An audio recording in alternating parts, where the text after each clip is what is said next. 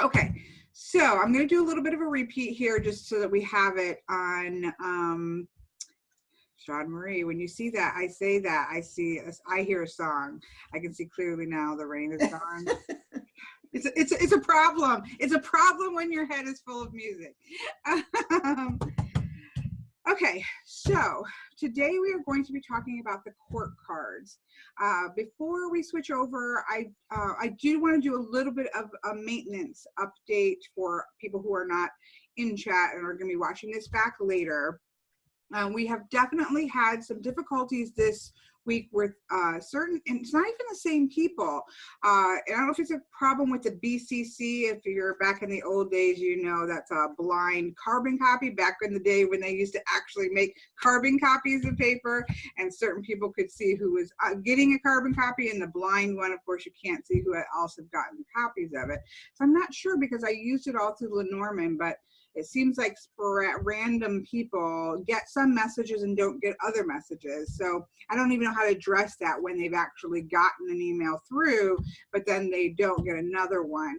So what I'm going to be doing when I send the link, of course you'll be watching this, so you've already seen it in the email if you're watching this later, but I'm going to send with the link, permanent link to this, I'm going to send a permanent link, which will probably be like the truthandstory.com/ schedule or something like that, that you can maybe just save, bookmark, and so that if for some reason you don't get a link to the handout, it will have a permanent links to the handouts and permanent links to the meeting links. And that way, if for whatever reason you don't get it and it's getting close to the time, you can go there and check. I feel like that's gonna, and if you could respond to this next email, just sort of a got it kind of thing, so I can make sure who has gotten it and who hasn't gotten it, because I want to make sure that that is everybody has a chance to get the link if they do want to come in live, and or if they just misplace the handouts, it'll just be a permanent page. You can just go click on it. So maintenance update there. But today we are going to be talking about the court cards. I personally love the court cards. As we were talking a little bit before we hit record, I do find that if enough people, if I ask enough people, I feel like the majority of people will say that the court cards are one of the things that they struggled with the most. And I do think that that is a little bit of a holdout to cartomancy, because as somebody was just saying, I got to get, yeah, Caitlin, a lot of guidebooks still put in that personality. Now, you'll notice in the handout that back in the olden days,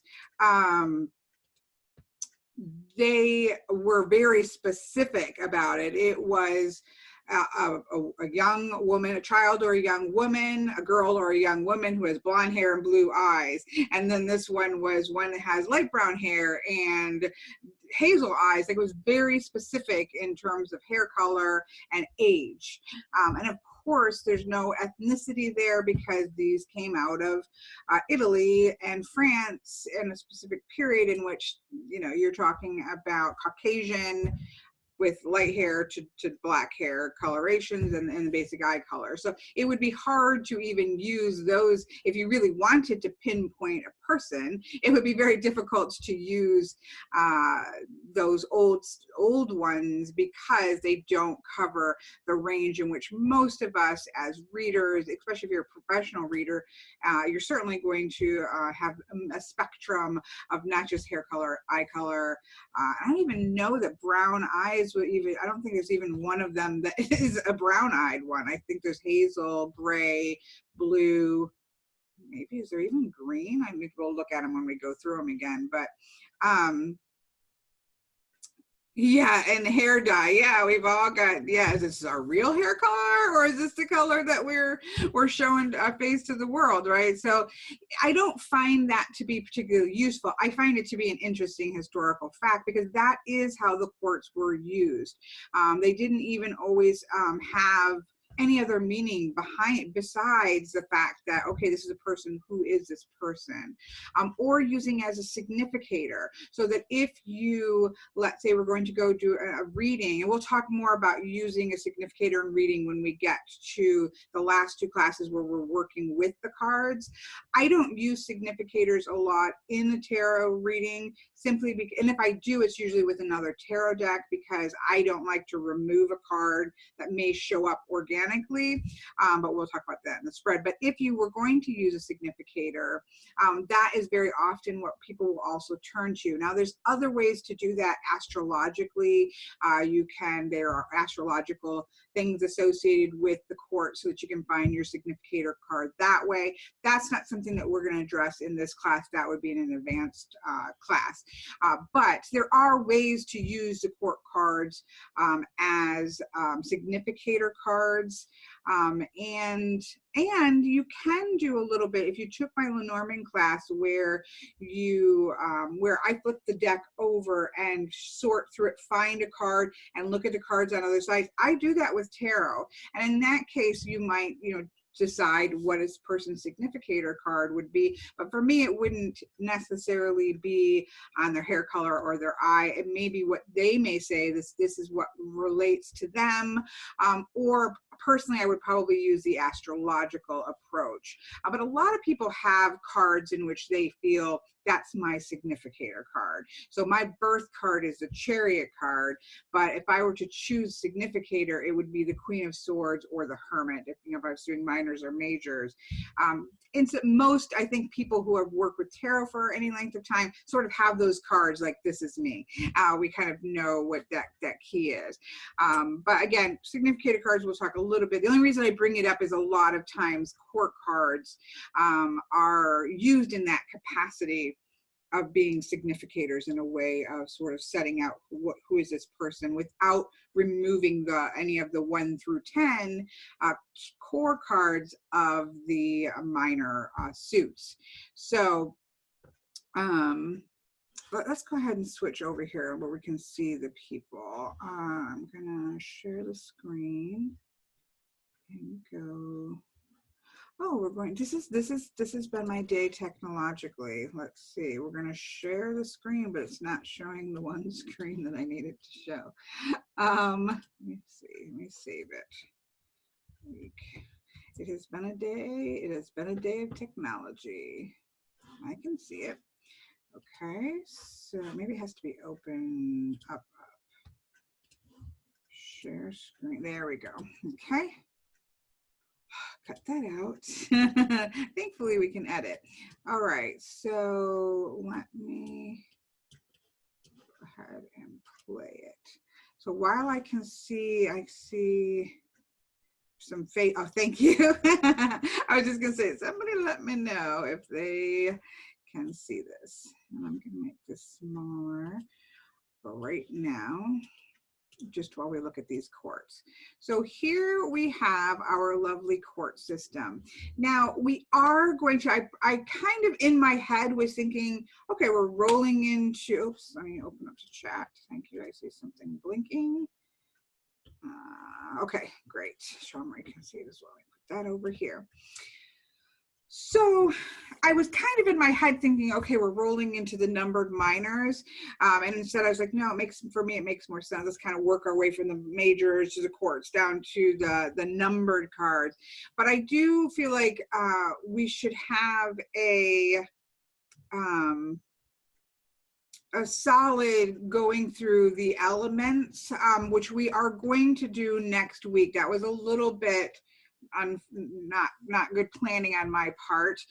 But in general, again, the idea of elements. So for me personally, the bones of tarot, or the core aspect of tarot, is very much tied to the number. You know, if I just strip everything down, it's for me about the numbers and the elements. But we have to remember that the elements are actually another layer that was put onto onto tarot. So there wasn't, especially if you start reading again, and it was about in the 18th or the 1800s that sort of people started really discussing esoteric layers onto tarot and things of that nature.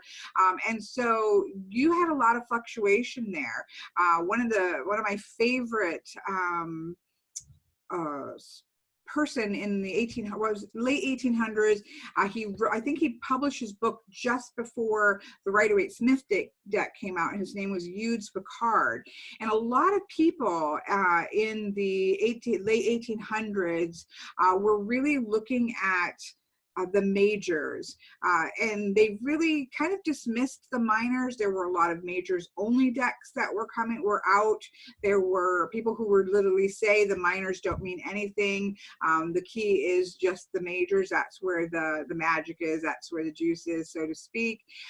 And so Eudes Picard came out and said, wait a minute, like everybody, we've spent all this time like connecting the majors to the Kabbalah. That was a really big thing, connecting it to astrology, all of these things that they were doing. But it's like, we've not done anything with the minors. It's just kind of all over the place. People just kind of throw them in there and weren't really getting a unified feel for the minors. And so he produced, I think it was in French. And there's only 4 or 5 decks. I think I have a video out on it. If I can remember, I will try to send a link. If I just make a note, a link to the video that I have showing that. But he sat down and really looked at the minors and kind of tried to make a more cohesive meanings of the minors.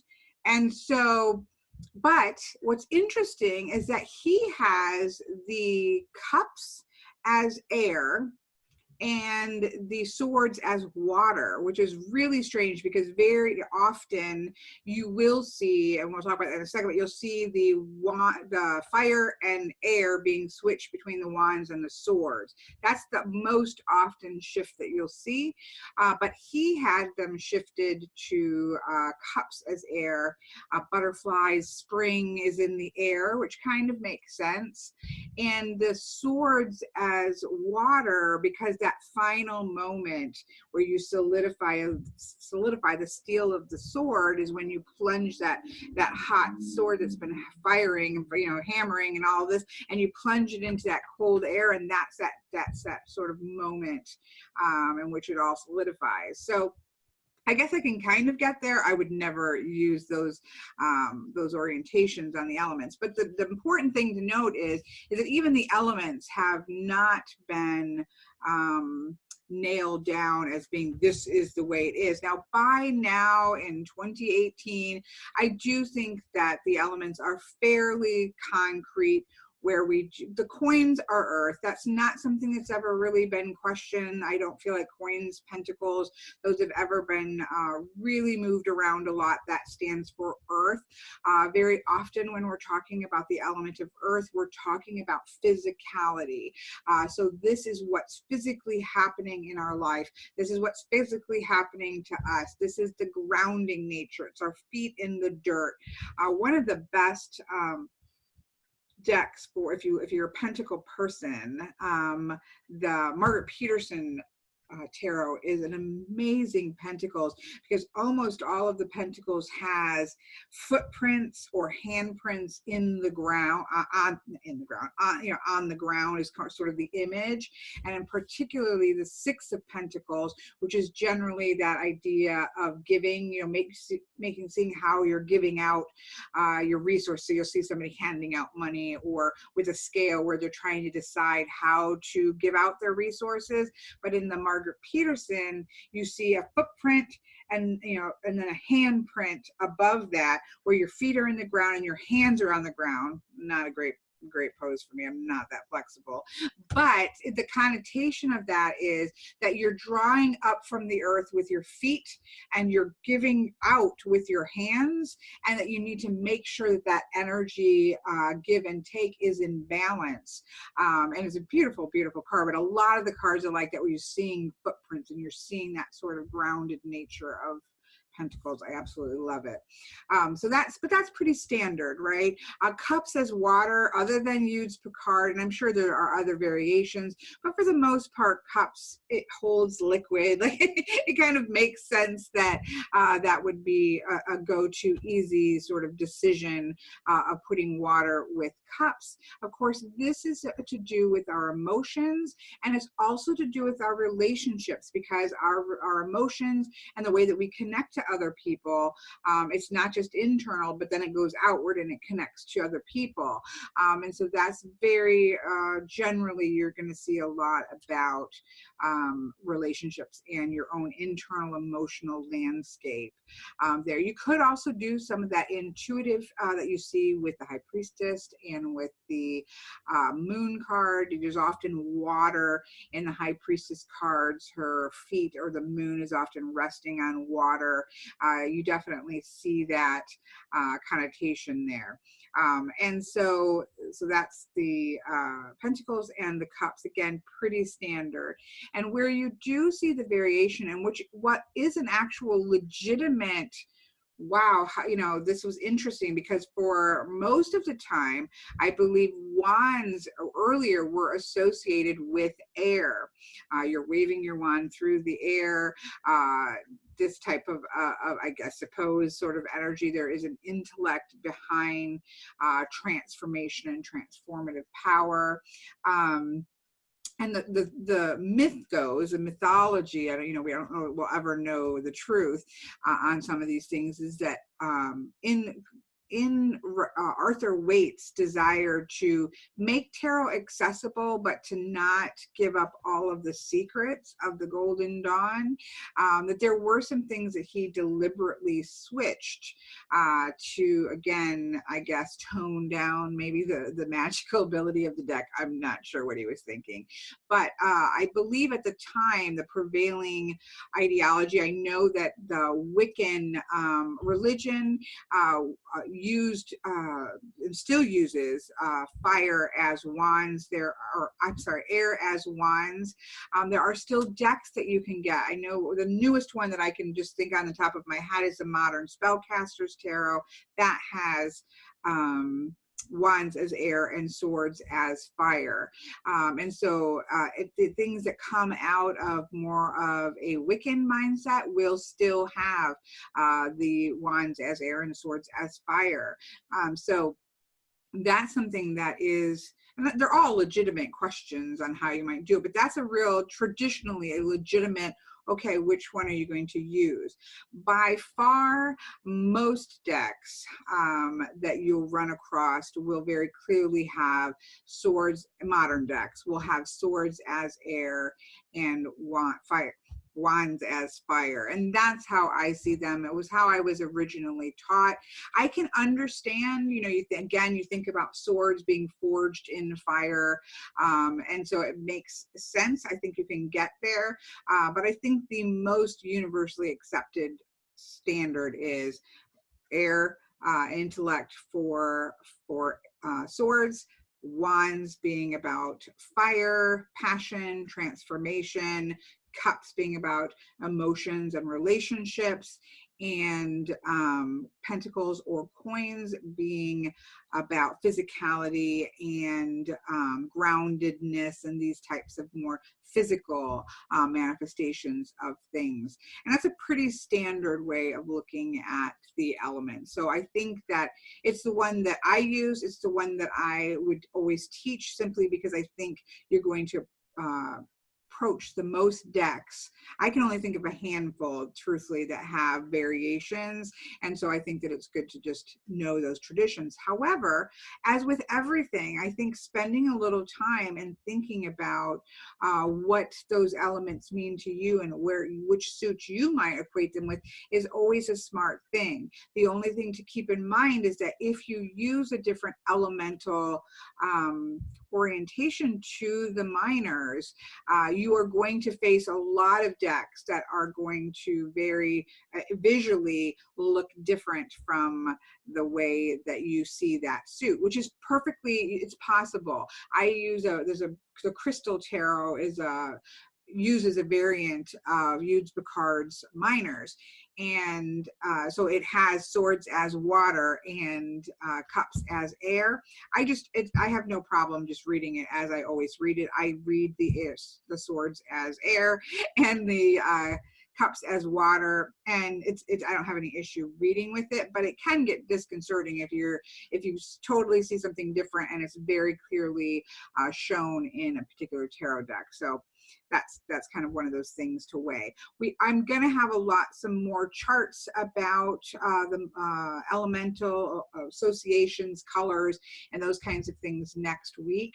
But I did want to at least touch on that. So if you look here at this chart here, we can see our 4 suits of court cards. Now, of course, because we know that the minor part of the tarot deck came out of playing cards, we have Ace to 10, and then in most playing card decks, you have either sometimes a Jack, Queen, and King, sometimes a Page, Knight, and King, and there was not a Queen until later on. There are some that started to then add in the 4th one, but in this case, there was a 4th placed into the court system, so that we have Page, Knight, Queen, and King. Now, you will, of course, in modern times, and even the Golden Dawn, if you look at a Thoth Tarot, the Golden Dawn had the princesses for the pages. I'm going to say it one way and then we're going to talk about it for a minute. They would have had the princes, so they have princesses, princes, kings, and queens.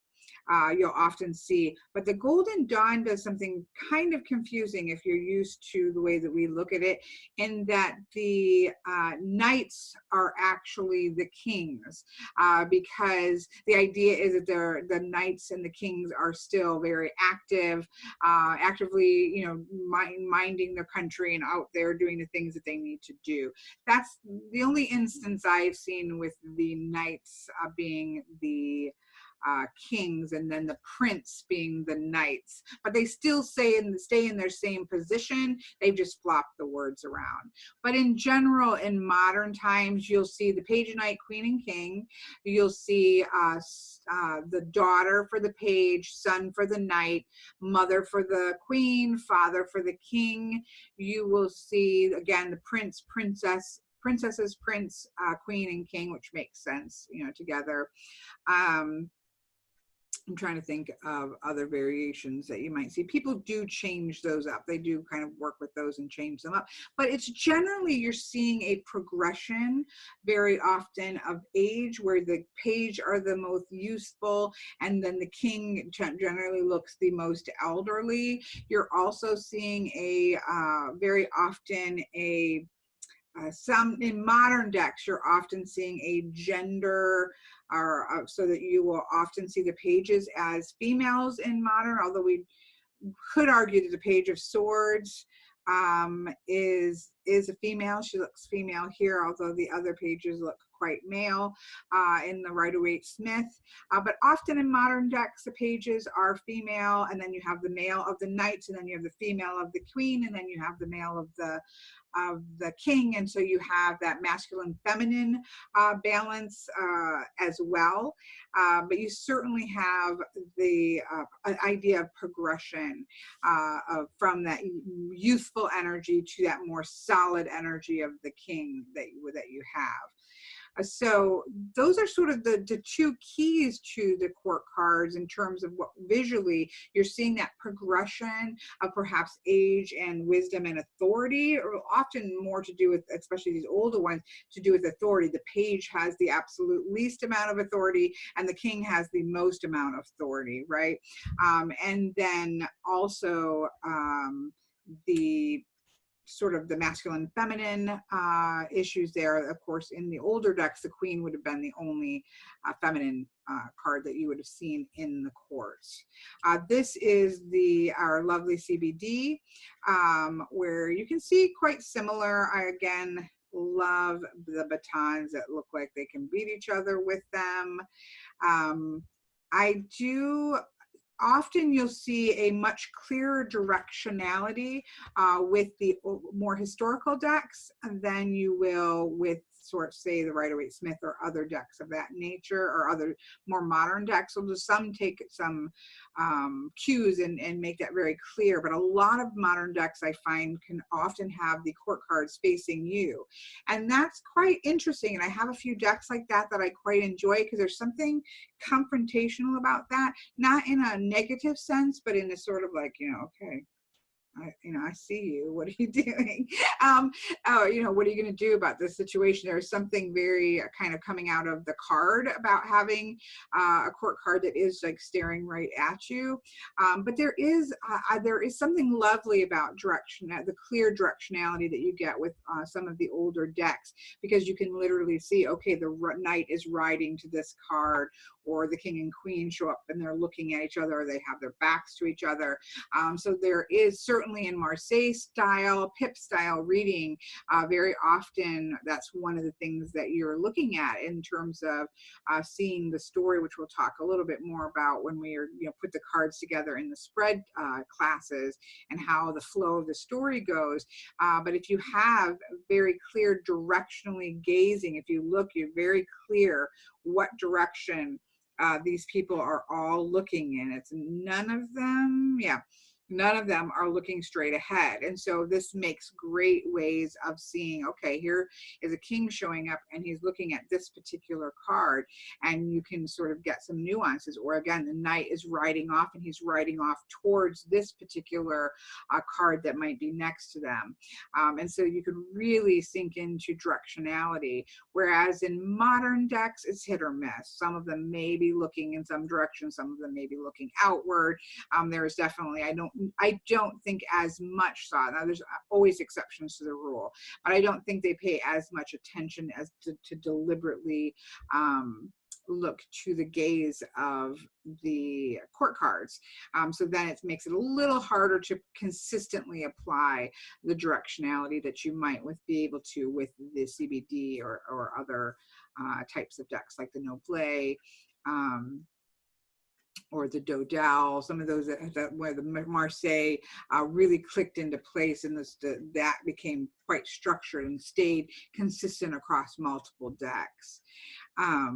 But of course, as always, I wanted to show you both of them. I quite like the King of Cups hat here. It reminds me of a very old show called, I think it was called The Flying Nun. I don't know if that was the name of it, but it was about a flying nun. And that's the first thing I think of. The hats are quite amazing.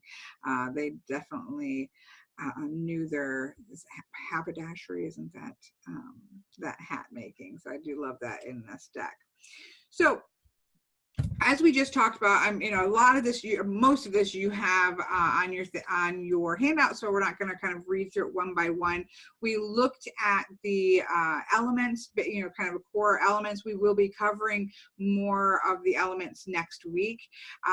But the one thing I did want to point out is that oftentimes people will look at them. So we have the 4 elements in the 4 suits, but very often we will use the major arcana as being that 5th element, that idea of spirit. It is that, as I said when we were talking about the majors, very often when major arcana cards come up into a reading, we know there's some extra power there, there's some extra energy. Some people read that as bigger events, more life-changing events versus more day-to-day events that might be taking place. Again, if you're looking at a spread very, very focused on the elements, you can use that as the idea of spirit or source. So very often when I do a 5-card elemental spread, that center card is that sort of rooted in spirit. And that can be rooted in the spirit of the person.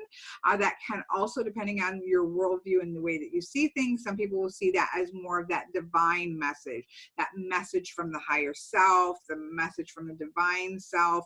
It's just these bigger, broader, higher energies that are coming into play with the major arcana.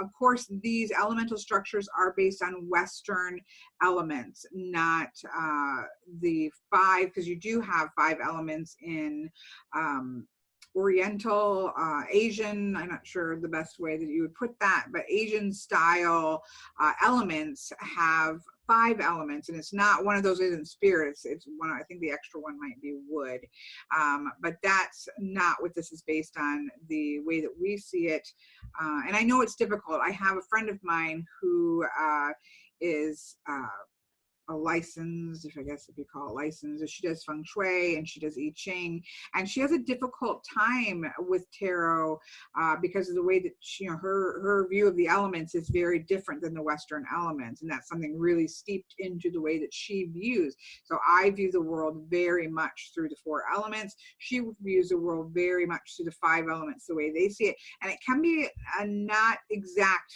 fit with tarot because it is a Western European system, and you can certainly see that when you start to place elements on the top of it.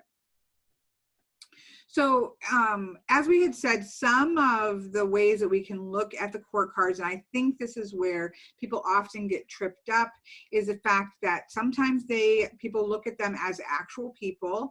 And as we talked about earlier, I think before we started recording, it's very specific. It comes from cartomancy. And so you have the court cards very specifically. This is a young man who has light brown hair and gray eyes. Like, it can get quite specific into what the person looked like. And even today in guidebooks that don't maybe go that specific, they still will even do the hair colors. I have still seen hair colors and that sort of age, and I don't know if they add in, I don't pay attention too much because I don't read them that way. And again, as we talked about, it could also be a person based on astrological signs. So there are different ways in which people use the court cards to be actual people. The problem, I think, that becomes a stumbling block for people is that very often today, I think modern readings very often, let's say 3 court cards come up, or if you're doing a larger spread, I've certainly had 3 or 4 court cards come up, and there simply aren't 3 or 4 people that are part of the world of the question. We've gotten, I think, better at focusing our questions down, and so, or even in general, who are these 3 people? Like, that can be really, or just isn't relevant. People aren't relevant to the question, and so then people get the court cards and are like, what am I supposed to do with this, right? It just doesn't equate across the board, and I think people get really frustrated with that. Now, of course, they can be an archetypal person. So if we get, say, the king of Pentacles, instead of saying, okay, well, this is an older man who has dark hair and green eyes. I'm literally randomly throwing it out there because I don't read that way. But instead of that being so specific, you might say, okay, well, this is a mature person who is really grounded and structured because he's a king, which is about structure and mastery. He's a pentacle, which is earthy and grounded. So we can see this is probably an older, wise man who's well grounded, or a very financially well-off person, depending on how you see the coin. So you can kind of step it back a little bit and just sort of get at a personality or a basic type of a person if you're looking for a person, so to speak. We talked about the progression of knowledge, that sort of, and power, going from the page who has very little knowledge, beginning knowledge, up to the king who's meant to have all the knowledge and all of the power in place. So you can see that progression across them. I most often read them in the 4th way, which is the progression of energy. And one of the best descriptions for me personally, I'll leave it out here. Yes, the Mary Al Tarot, which is a tarot deck by Marie White. She, in her guidebook, she talks about the court cards separately, and some guidebooks do that, where they kind of set the court cards off separately. But she does, for me, one of the best descriptions of the courts, in that she talks about them more about if we understand the suits to be related to energy, related to the elements. So if we take that idea that the swords are connected to air, which is connected to the mind. And we think of the wands as connected to fire and connected to passion and transformation. And the cups connected to water, which is about our emotions and our relationship, the way our emotions also relate to other people. And the earth is connected to the coins of the pentacles, and has to do with physicality as well as groundedness and these types of things. So if we understand the suits as energy, then we look at the quartz, we are looking at a clear indication for me in a reading of how is that energy being expressed? What is it doing? Like, what is it, the movement of that energy? So in a nutshell, the way that and it's one of those things, I talk about that very often, where you'll read something or you'll hear something and you'll think, I could have wrote that. Like, that is exactly how I would have explained it. And it was that sort of aha moment when I read about it in in Marie White's guidebook.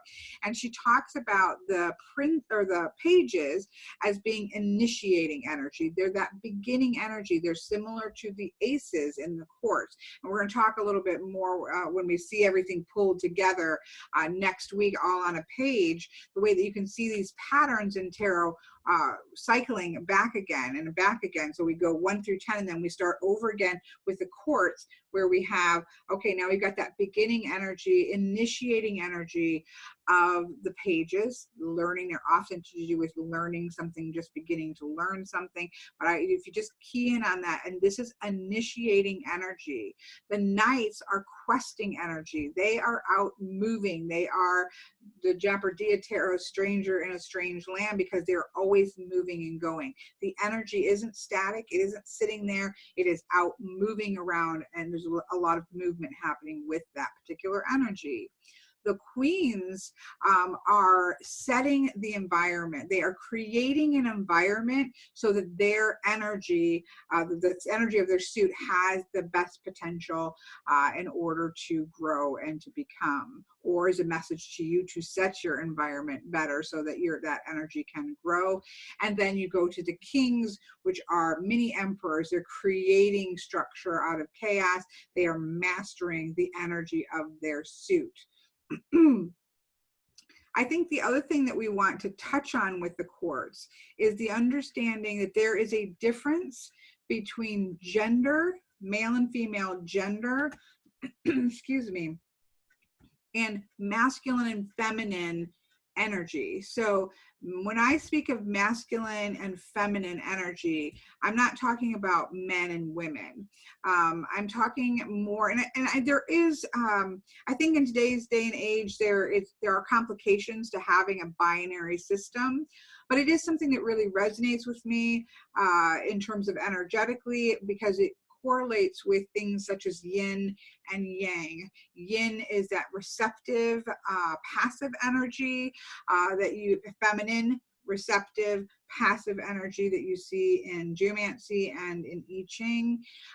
Yang is that active, forward pushing, masculine energy. So every one of us, whatever our gender is, has aspects of the masculine and the feminine within us. It is an energy. It's a way that energy moves and flows. And so that's important to note, that even though the king of something, let's say the king of swords, shows up for me, it doesn't mean it doesn't relate to me because it's masculine. It's just a more masculine energy, form of that energy that is much more outward pushing, whereas earth and water are more receptive. They're more passive. They're not out running around. Fire and air are moving, and so you have much more movement, outward pushing, a traditionally masculine energy that's going on there. And so with the court cards, we can see them. Yes, we see them visually as men and women or male and female, but think of that more of that energy as being receptive yin energy or versus masculine, active masculine yang energy, and the way that that energy is moving. And you can really see that. And it's a wonderful, in my opinion, it's a wonderful way to read the court cards because you have something to do with them. When they show up, it's like, okay, so fire is showing up. So the Knight of Wands shows up. So fire is showing up in this reading. And so we know there's some things going on in that, passions, and how are you pursuing your passions, transformation, creative energy that's showing up, but it's showing up in an active way. It's showing up in the Knights. This is moving energy that's going on, and that can give you a lot of input versus, say, the Queen of Wands showing up, which is still fire. It's still creative. It's still active, moving in terms of the fire. But the Queen is saying, look, you need to set the environment in your life right now so that this energy has the potential to grow. So it's a great way, and I know I'm getting ahead of myself because it just excites me.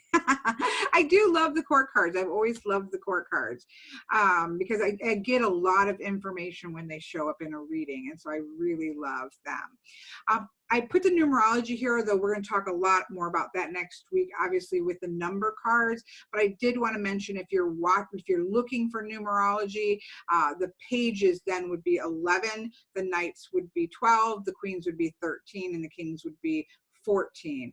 And so in terms, we'll look at that a little bit closer in a minute, but some people do use numerology.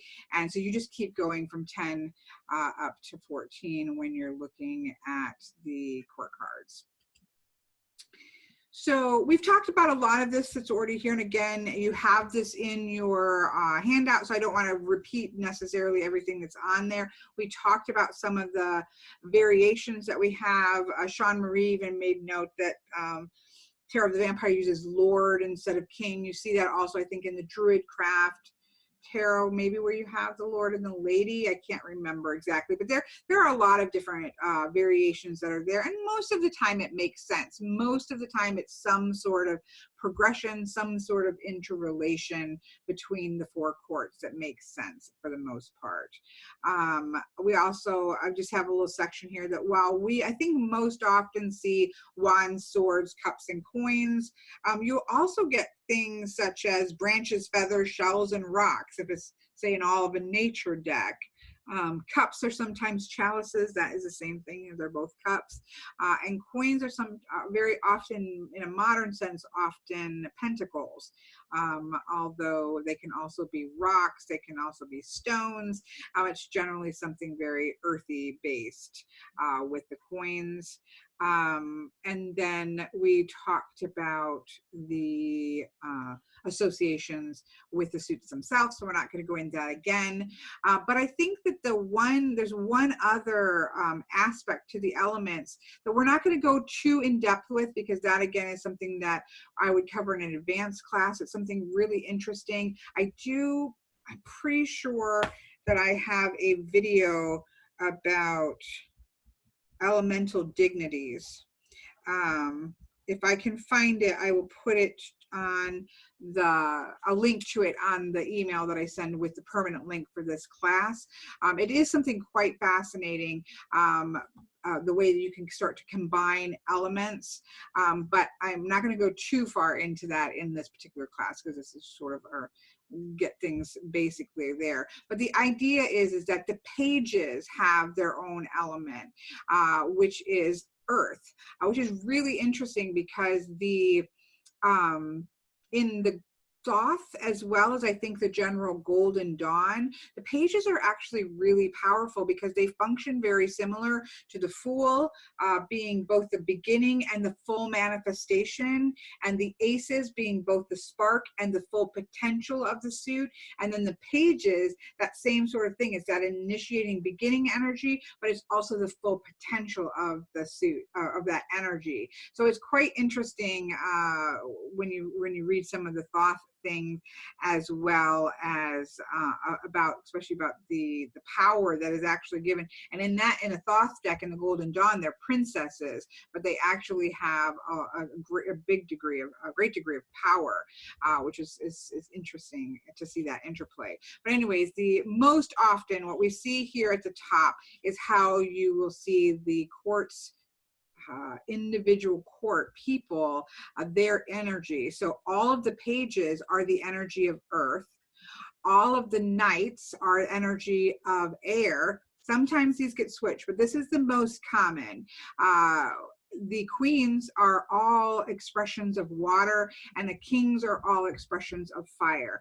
Now, that makes sense to me because they are connected with the emperor, and the emperor is most often connected to Aries and more of that fire aspects astrologically. So that does make sense, but sometimes you will see the knights as fire and the kings as air. So sometimes those get swapped, but this is the way that that makes sense too. Bart says kings are earth, which makes sense. I think you can make an argument for any of the, I could even make an argument for the queens as earth. Like, there is definitely a way in which you can make an argument for all of them. This is the one that you would probably see in books the most often. I'm pretty sure that was how they're shown in Tarot Wisdom. And she, I think, does discuss as well the fact that you will see all of these things. And that is such an important thing to note for yourself, is that all of these things are layers. I just can't say this enough. When you look at the bones of tarot, you're really looking at numbers as being the only concrete. Like, we do have, 0 to 22 major arcana. We do have 56 minor arcana broken into 4 suits that have 1 through 10 pips and the court cards. That's the bones, right? Everything else is an addition that somebody has layered on, and almost in all cases, a variety of somebody's have laid different things depending on how they see the world, depending on how they see the elements, depending on how they see a variety of things. The lenses that they're seeing through, it sets these up. And so all of this, while there are traditions in which I will show this is the most generally accepted way of looking at it, everything that I'm saying, there will be exceptions to the rule, and sometimes many exceptions to the rule. And so always keep that in mind. If something doesn't resonate with you personally, if you see the kings like Bart as earth, go with it. As long as, you don't even have to ever think about this again, but it is a layer that I want to just kind of to throw in there because it's interesting. Yeah, we're going to get into that, Sean Marie. We're going to get in this next chart. So what does that mean? Okay, so the fact that all of the queens are water, I think that's an easy one because I feel like is fairly static. A lot of times the queens are seen, again, feminine energy, which means receptive energy, which means yin energy. Energetically, it is that more receptive, passive energy here. And so the queens being associated with water, what does that mean? It means that all of the queens have at their core the elements of water, the understanding of the emotions and the way that we connect outward to other people. But they're each expressing that with, so if we look down here at this chart, we have the queens as water. So in fire, there's 2 elements at play. Always water, but water with fire. So then it's like an extra nuance to them. And you think, what does that mean when water and fire are coming together? You have a lot of passion, right? You have a lot of fire, but fire can evaporate water. And so sometimes the Queen of Wands might be very driven. She might be very focused on her creative aspects, very focused on that outward pushing energy. And that fire can evaporate some of that water energy. And so maybe less tapped into her watery self and more tapped into the fire, which kind of can drown out that water. Whereas the next one, which is the key, so you can see there are 4 court cards that are kind of prime numbers, so to speak, right? They are doubled in their suit. So the Queen of Cups is water, water. She is water energy upon water energy. She is, you think about the Queen of Cups, just in a general sense, she is more personified as that very nurturing, connected to her emotions, amplified, that she's the nurturing aspect, the double water of the queens, and it makes sense with how you see her. The Queen of air, or the Queen of Swords, right? So we have, again, water, but we've got air here. We've got this intellect. And what's so interesting about the Queen of Swords is the Queen of Swords, especially if you look at her in the Rider-Waite-Smith, she looks really mean. She looks really crabby. She looks like she's, you know, uncomfortable, sitting on a hard chair. She just doesn't look happy. And that often plays out in a lot of decks.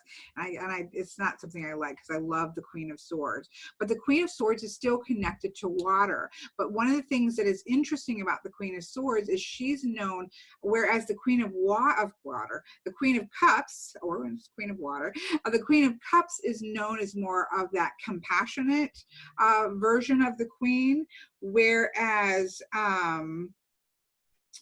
the Queen of Air is known as the empathetic. So you think of the Queen of Swords as being empathetic because she's gone through a lot of things. She is the one that has faced a lot of sorrow, a lot of pain, and she has had to cut through some of this emotion and go at things more clearly. But she has a lot of empathy because of her power comes from overcoming and cutting through the difficulties that she has gone through. And so you can kind of see the way those two elements can interact with each other. You'll see this also interaction in the Two of Swords, where bringing together the mind and the water. You often see water. I'm jumping on a rabbit trail, but I'll make it short. But you often see air, a big amount of air and water in the Two of Swords, because the way to forward, the way to cut through the stasis that the Two of Swords can represent is by bringing together the mind and the heart, the way that we have in the Two of Cups, and that allows for forward motion, and that's a rabbit trail. I apologize. But following this through to the Queen of Earth, we then have water and earth. And that is such a powerful thing, right? So we think of the Queen of Earth is literally Mother Earth. So we talked about this with the Empress, where now we often see the Empress as Mother Earth or Gaia kind of energy, whereas she used to be much more that political, outward government kind of power. And the Queen of Earth, or the Queen of Coins or Pentacles, she's that real Mother Earth, and she's got the water energy, the earth energy. You combine those and things grow, right? The rains come down and the lush vegetation grows. And so you have this really feeling of growth going on. And so when you start to look at the doubled elements of the court cards, it does open up a beautiful layer. And then there's a whole nother, again, elemental dignities is a whole nother really fascinating aspect, where how do these energies then interact when you have the King of Fire and the Queen of Earth next to each other or coming into play. How those things interact can be a reading style that's quite fascinating. Again, we're not going to cover that in this class, but if I can, I know I have a video about it with a great link to a website, and so I will try to find that and put that into, so it's something you can at least look at. So it's just something to think about when if you walk, like lay your court, and I highly recommend this, like get your court cards out, lay them out on the table, get the chart out and start to think about, okay, what does that mean? If you pick the Knight of Wands, what does it mean that when you pair the mind of the intellect and the way that we communicate and things with of the Knight in general with passion and fire. And so you often think of the Knight of Wands as he's going out there to find like the next great wonder of the world, or to find some amazing castle. Whereas the Knight of Swords, which is air, he is just all up in his head. He's just rolling with stuff, and you often see him out. I love the Knights because for me, this is how I see the Knights. Again, just my personification of the Knights. You've got the Knight of Wands. He's out there to find the next great creative wonder in the world, that he's out there finding that. The Knight of Air, he has got a little bit too much going on, airy, and he's like running from here and there and here and there. Here's the damsel in distress. I'm going to go save the damsel in distress. He's really all over the place because he's doubled up on his element. And then you've got the Knight of Water, and he is, or Cups. He's the traditional Knight of the Round Table, right? He's going off to find the Holy Grail that is going to help the greater good, because he's got all that water connective energy in there. And so then he is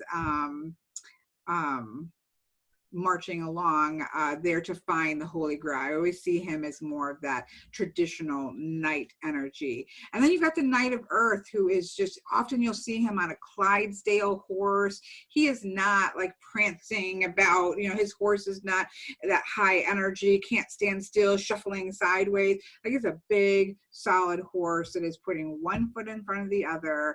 And the earth is overriding the air. So you've got that air there, but the main component is groundedness. It's bringing that down to earth. It's bringing that down to practical energies. And he is just, one foot in front of the other, getting things done. It's a great energy to have show up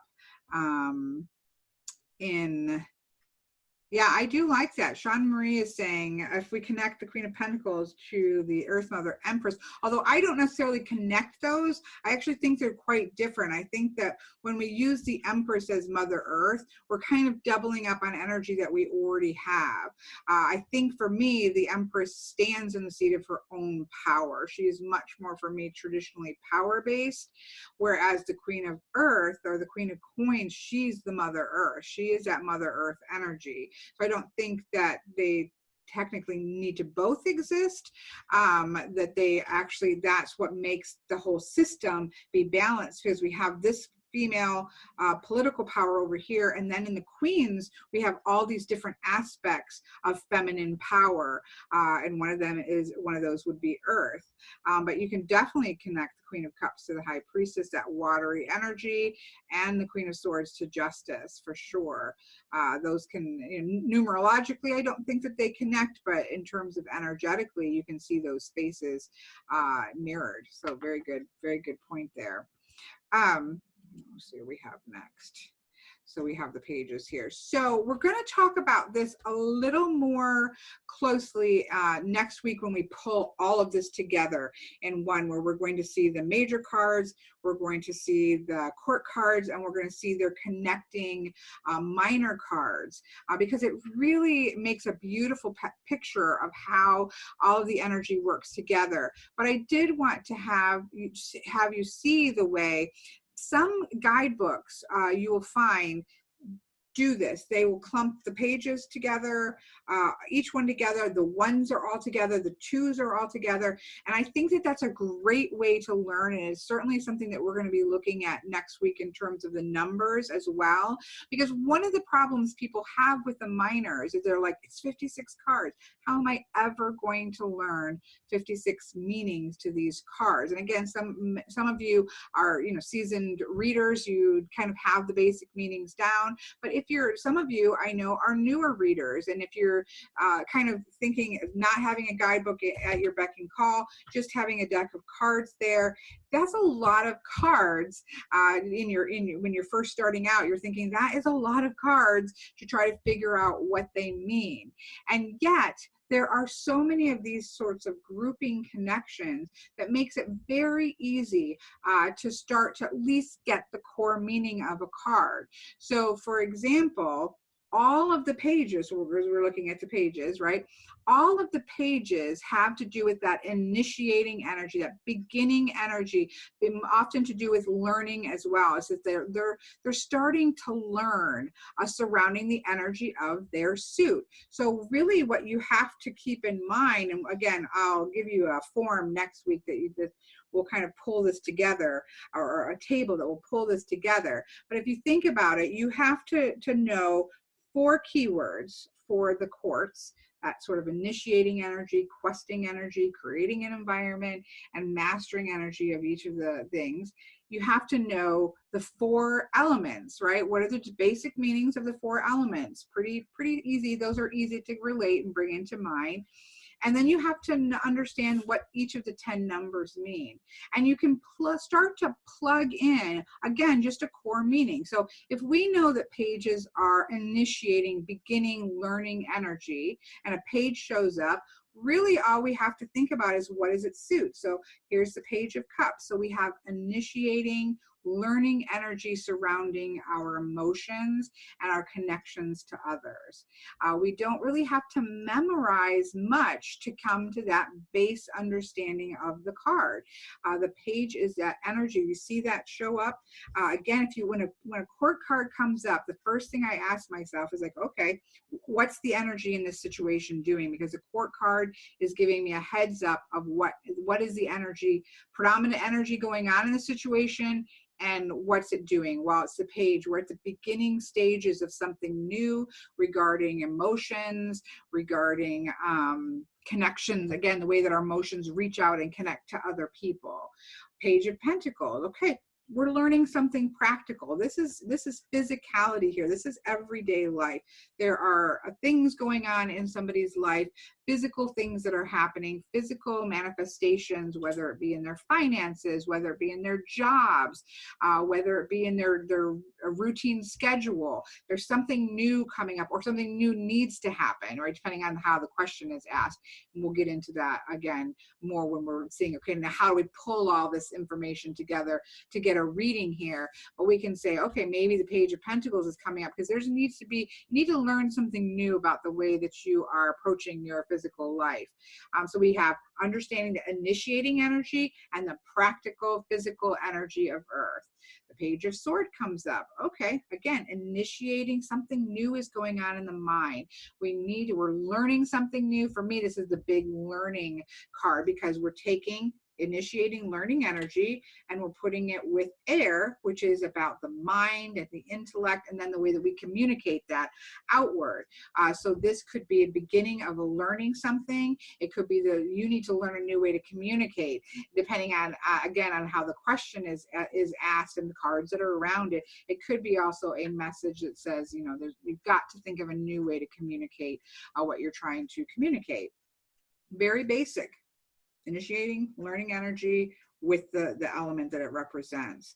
Page of Wands, new fiery energy, a new passion coming into play, a new creative expression coming into a way, transformation. The fire suit is the transformative suit of tarot, and so there is a new, in some way, a new energy beginning. It's starting to roil up. That fire is starting to build, but it's at that beginning stages, and so you can very quickly and easily think about, all right, what's going on energetically in this situation.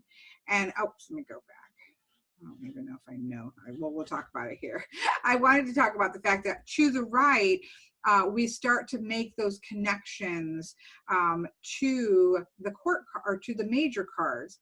And again, we're really going to delve into this next week when we get the whole picture together with the majors that connect to the courts, that connect to the minor numbers, because it gets to be really interesting to see how they all fit together.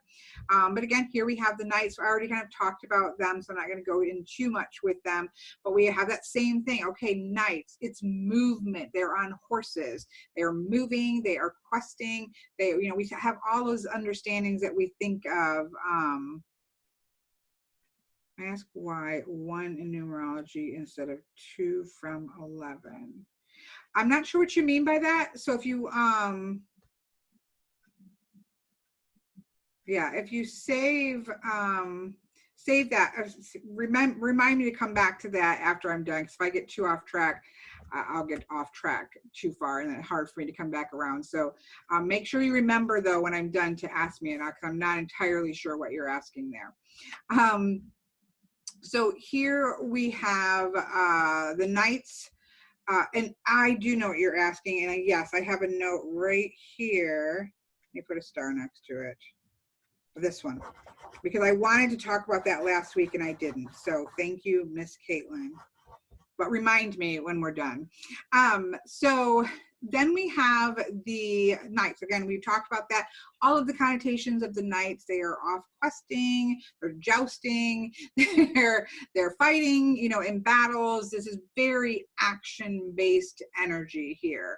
And again, traditionally, fire and air are outward pushing energy, whereas water and cups are inward, passive, receptive energy. So as the knights, as air, and at their very core, they're out there, there's movement that's going on, they're outward pushing energy here.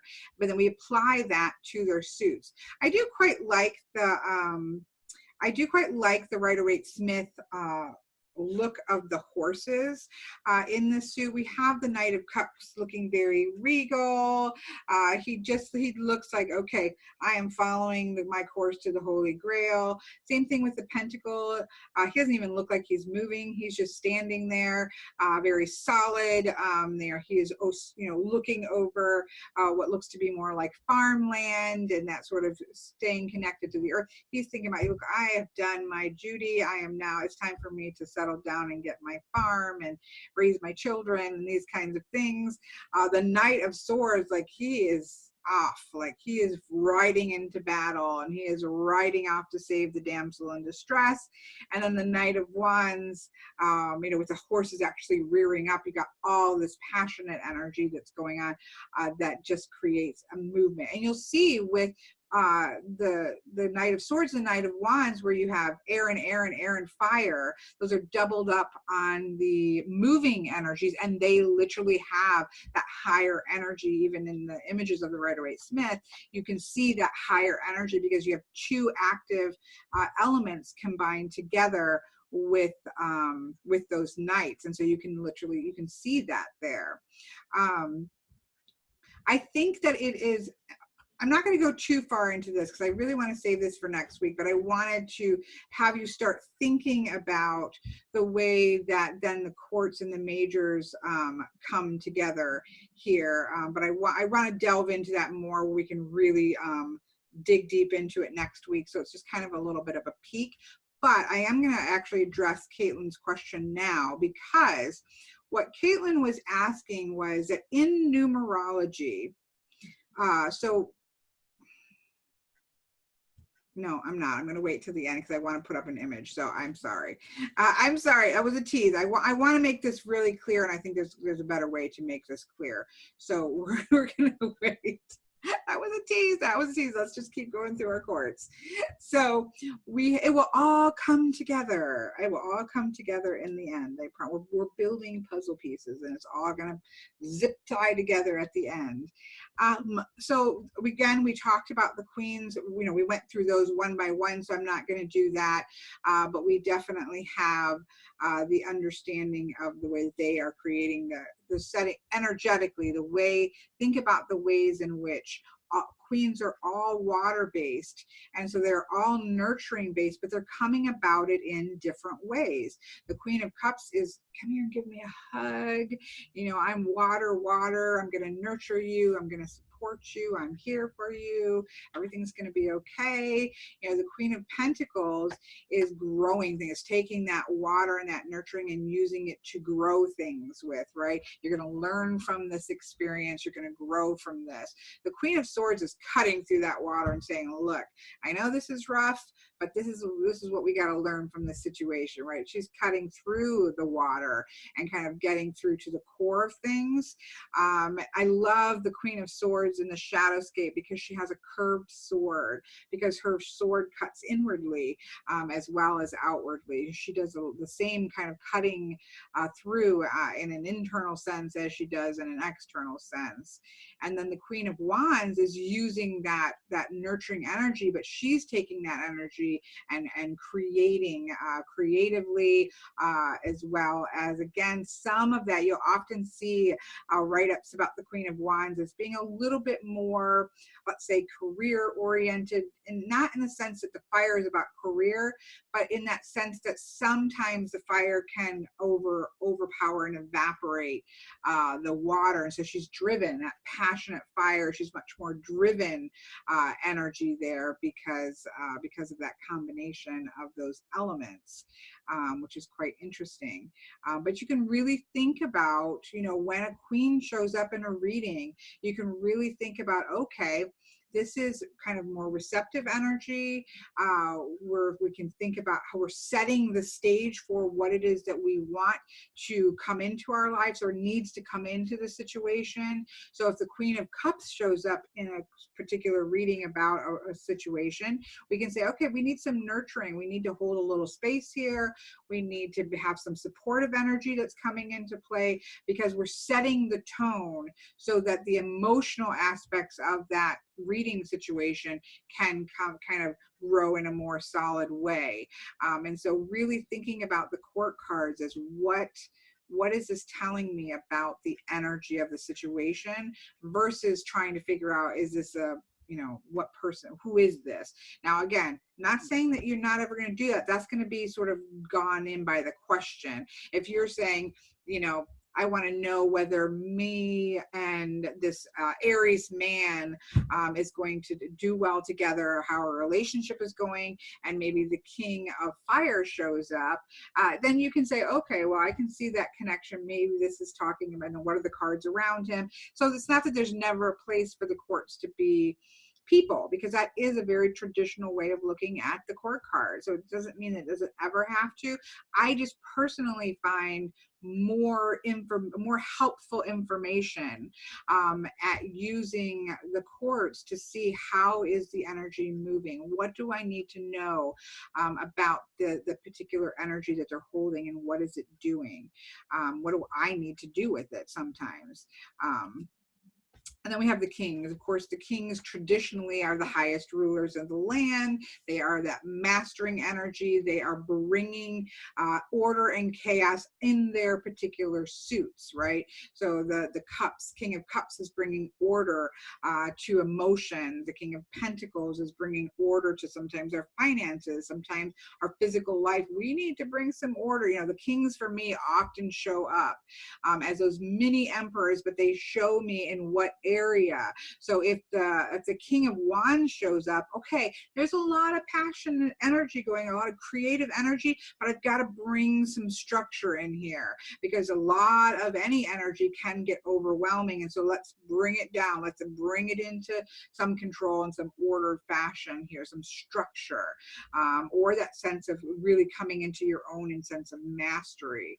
A King of Swords often comes up, again, too much mental energy bouncing all over the situation. We got to rein that in so that we can make good decisions. The kings, again, in a traditional sense, the kings are having to make decisions that don't affect just themselves, but their kingdom and the world around them. And so we've got to bring that mental craziness or just lots of mental energy. We got to bring it down into order so we can make good decisions. And so we can really start to think about, okay, what is the element of the suit? How does that apply to my life? And then what is that court card? How is that court card asking me to address that energy? And the kings are very often saying, let's bring it in. Let's bring some structure to that energy in the particular reading situation. Let's see what we have. So I'm not gonna go, let me see, how are we doing time wise? Because I want to leave, doing pretty good. It smells like growling, I apologize. Somebody's moving. So you have all of this. I'm not going to go through this too closely because, again, I'm trying not to utterly repeat, what you already have in the handouts, because I do, again, assume you can read these, and I don't want to go too much. And I do want to save time to talk about Caitlin's question there. But I've changed, you know, from the majors, I've changed some of the categories here where we do see the element of there. So the page of wands, the core element is fire. Again, I'm using the most standard ones. This is the elemental association that I associate and that most often index today associate wands with fire. And so that is not to say that if you have a different way of seeing that, that you cannot make that work. Just understand that you may, yes, yeah, they are traditionally, so Sean Marie has a good question again, all of the pages. So if you'll note in the notes, you will see that I think came from Benabel Wen's Holistic Tarot.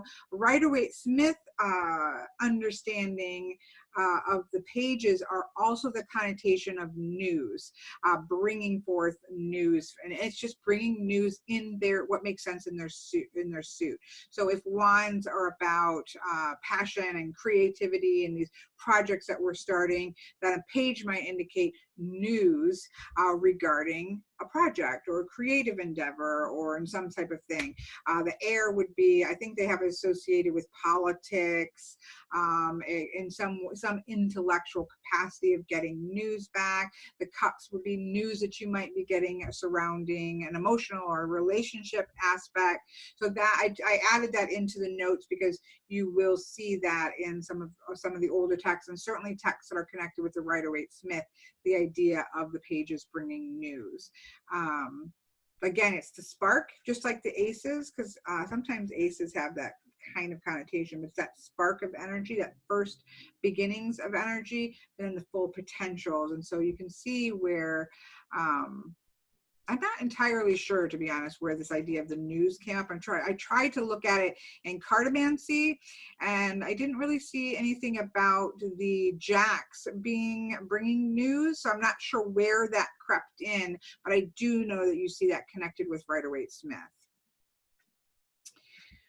Well, we talked about reversals. We'll talk more about reversals when we get to the reading the cards sections, but we talked a little bit about reversals.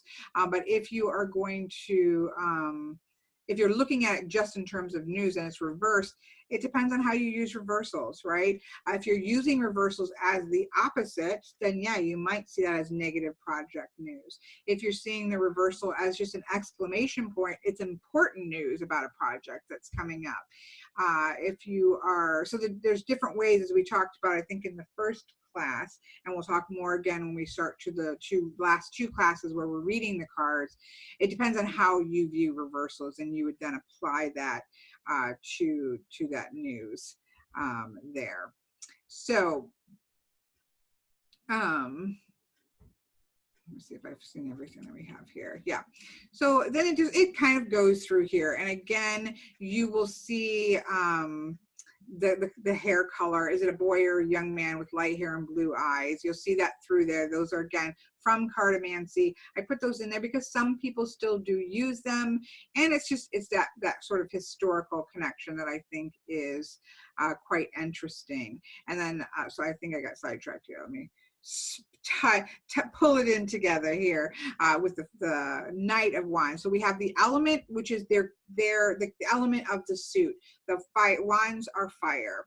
The element combination for this is air of fire, because it is a knight who is an air energy, and then we have it combined with this element of the suit. So we're looking at air of fire, and we're starting to perhaps think about, again, if that is like a layer too much for you, don't worry about it. That's an added layer that you can put on if it's interesting to you. And if it's not something that you have to add in.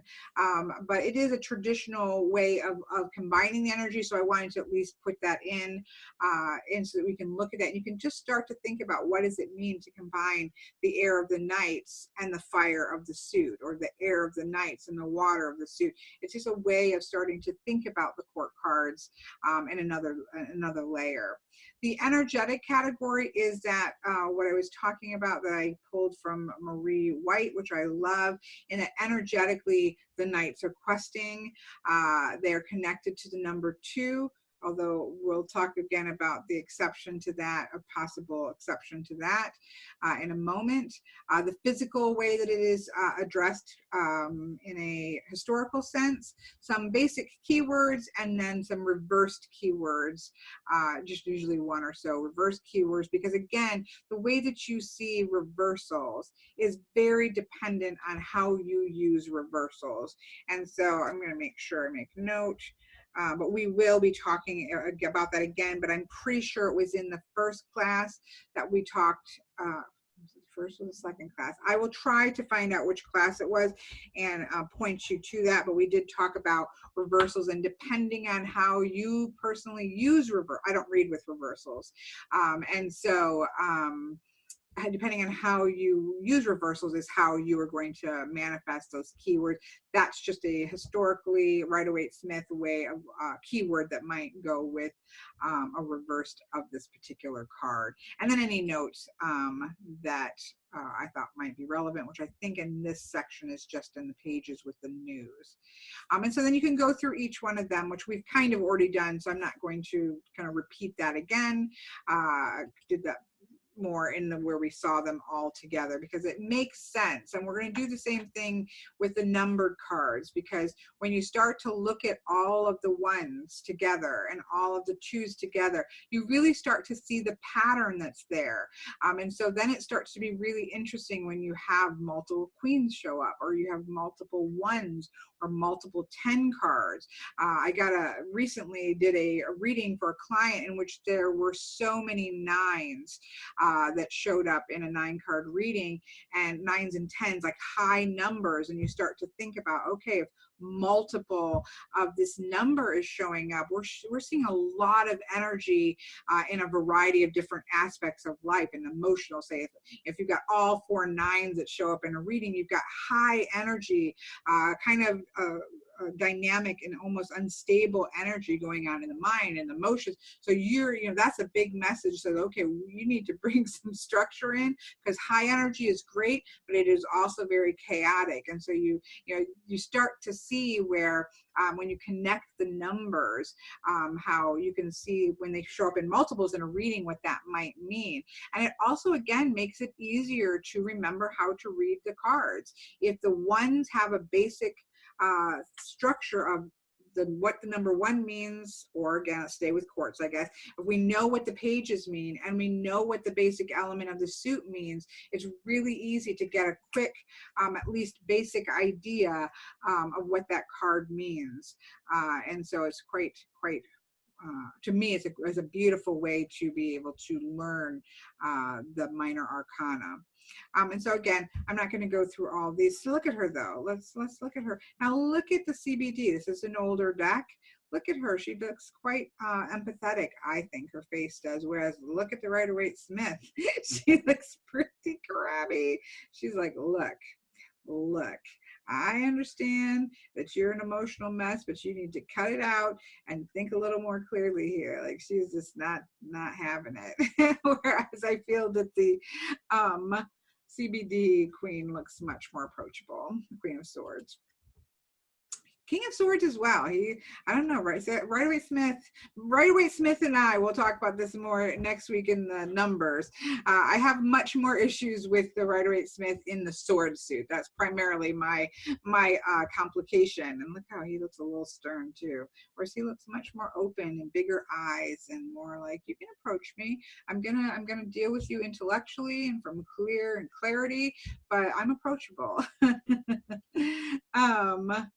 She's quite lovely too. Yeah, all the other ones their faces don't look so crabby. Well, I don't know. Queen of Cups looks a little crabby too. We're just flipping through these because we've already talked about them. And again, you have all these. I really love the Page of Pentacles. I love the Page of Pentacles and the Page of Swords and the Rider-Waite-Smith. I think they look like that energy of interest, and something new is happening, and they simply look like they're excited to learn something new and to start down this road of whatever it is they're starting down. I think Pamela Coleman Smith did a wonderful job, just not with the King and Queen of Swords. So that takes us all the way through there. And then for the reading for this week, I'm going to switch down, and because I want to open up another image and address, I think it was Caitlin's question, and any other questions that you have as well. But for the reading this week, and you don't have to pull all court cards if you don't want to, but what you could do is pull out the courts just like you pulled out the majors, and then, because I really like the state of, so the state of the first card being the fire, state of passion, and then seeing what card shows up. So for example, here we have in the state of passion position, we actually have the page of wands, a page of fire. So again, that beginning of transformation in the position of passion. So whenever I always love that when you have an element in an elemental position, because you kind of have that exclamation point on top of it. It says, okay, there's something new is starting, something creatively, something transformatively new is beginning. Or if you do go with the news aspect, there's some big news coming perhaps surrounding this because we have it in its own suit. But I have that beginning learning knowledge, something's starting to brew in the realm of passions. What are you pursuing your passions, your creative passions? Something's starting to come up. In the second position, which would be the state of the mind, we actually have the Queen of Cups here, right? So bringing some compassion into that mental sphere. There may be way too much going on. You may be doing a lot of negative self-talk to yourself, in which you need to kind of hold some space, be a little bit more nurturing surrounding the state of your mind.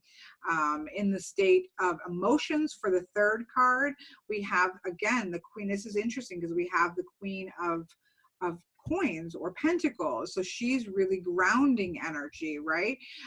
She is water because we have water being the state of emotions and the position, and then we have her as a queen being water. So we do have that extra growth that's happening. So we're really saying, okay, let's set the environment, create an environment for yourself that allows for growth, in your emotions. You may not be quite where you need to be in terms of, or with a relationship, again, depending on the question.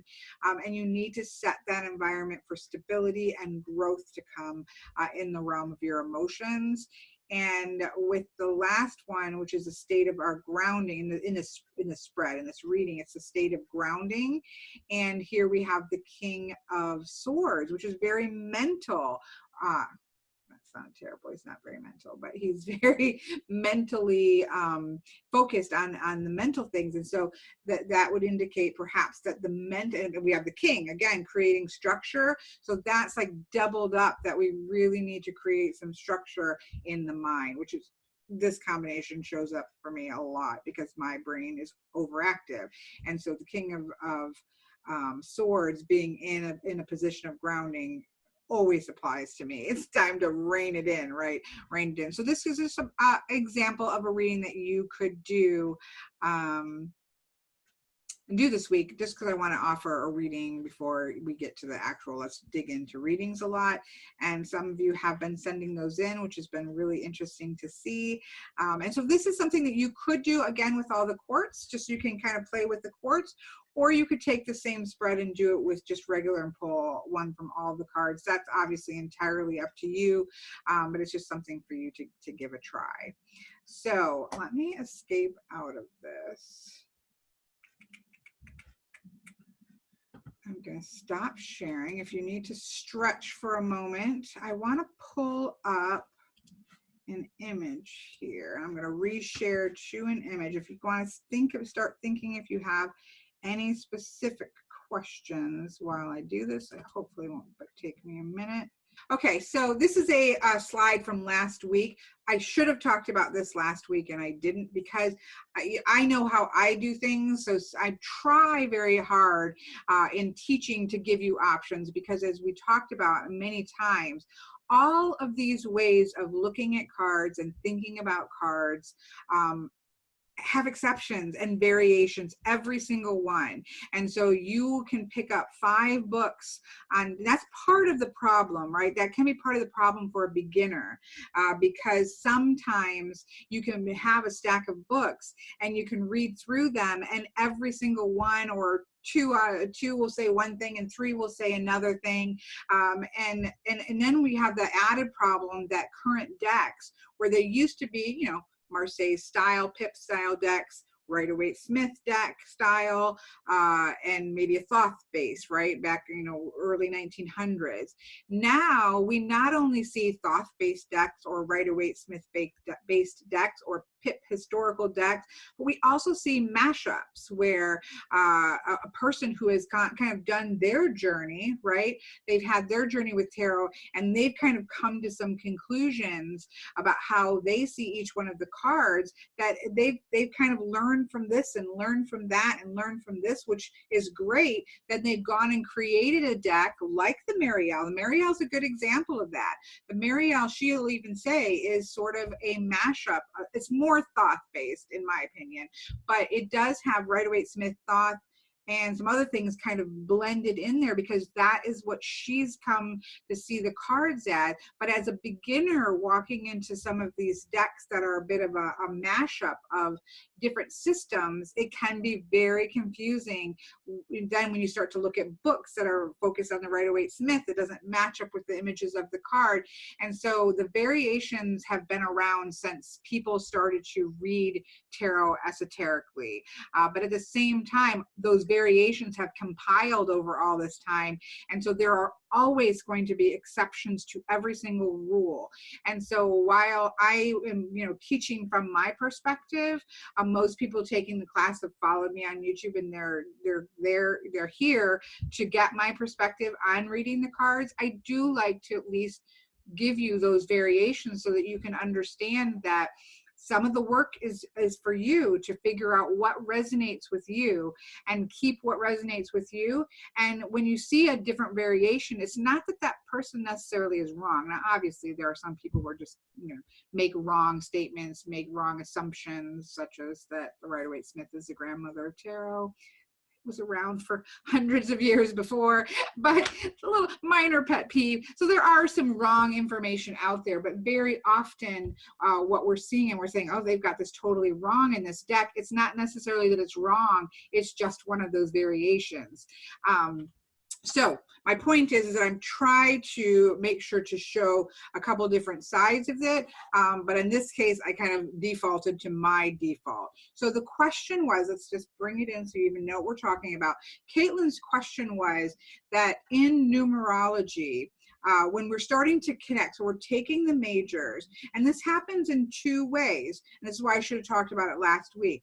Let's take a look at this image where we have the cards split into the 10, you know, 2 sets of 10, which we talked about last week, and we can see here that the number 1, which is a magician, is connected with the number 11. Whether you see that as strength or justice, that's, you know, we're not going to address that, but it's connected with the number 11 because one of the ways of reading the major arcana and connecting it then to other numbers is to read it as 2 sets of 10. So we have 1 through 10, which is obvious, it's 1 through 10, and then that pattern starts again 1 through 10 in the next set. So 11 technically starts over again at 1, and we go 1 through 10.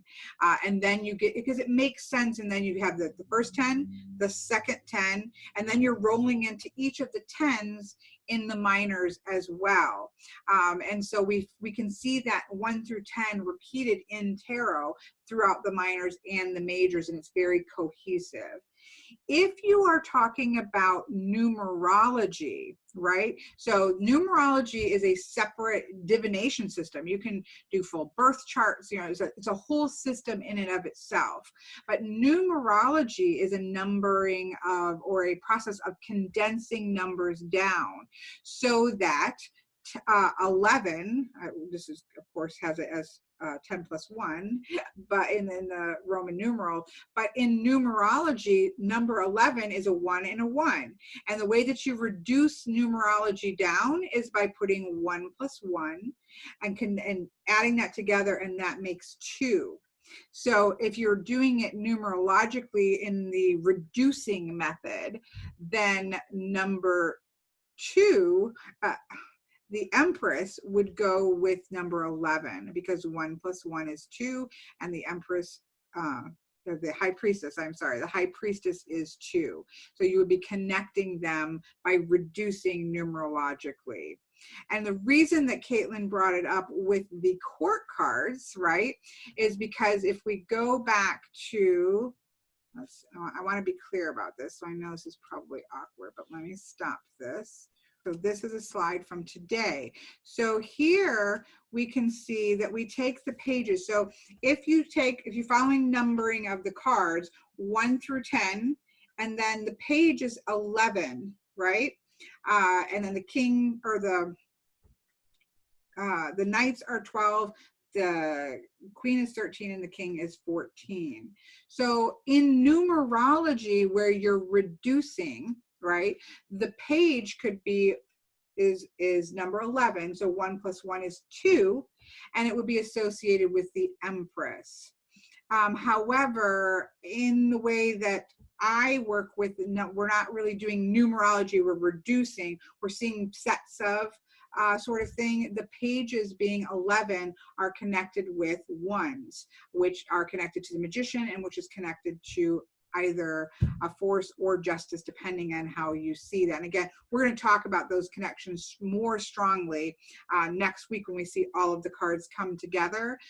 But that is a different way of deciding it. So some people see 1 through 10, of course, is always the same because it's 1 through 10, but the second set of 10 can be read very differently if you're combining and reducing things down. But again, what that's kind of doing is, again, adding another layer, another system on top of tarot.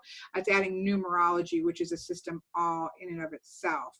So if you are somebody who works with numerology and works with that idea of reduction by adding things together, then that's something that you'll want to sit down and suss out and figure out. And I'll add a column to that in the table that I do for next week, so that you can kind of see how that might change the way that you connect cards. But for the purposes of this particular class, it's kind of doing patterns and sets of 10 that repeat itself versus numerology, which is reducing down. So hopefully, let's see. Okay, that definitely makes more sense in terms of energy too, Caitlin. I agree. Obviously, it's the way that I do it, so we always see the way we do it making sense. It does make sense numerologically. I do work a little bit with numerology, and the idea of reducing does make sense. But in terms of energy patterns that I think we see in tarot, I do think this makes more sense. I don't necessarily, I can't even say to you what is the prevailing, because you do see it in both ways.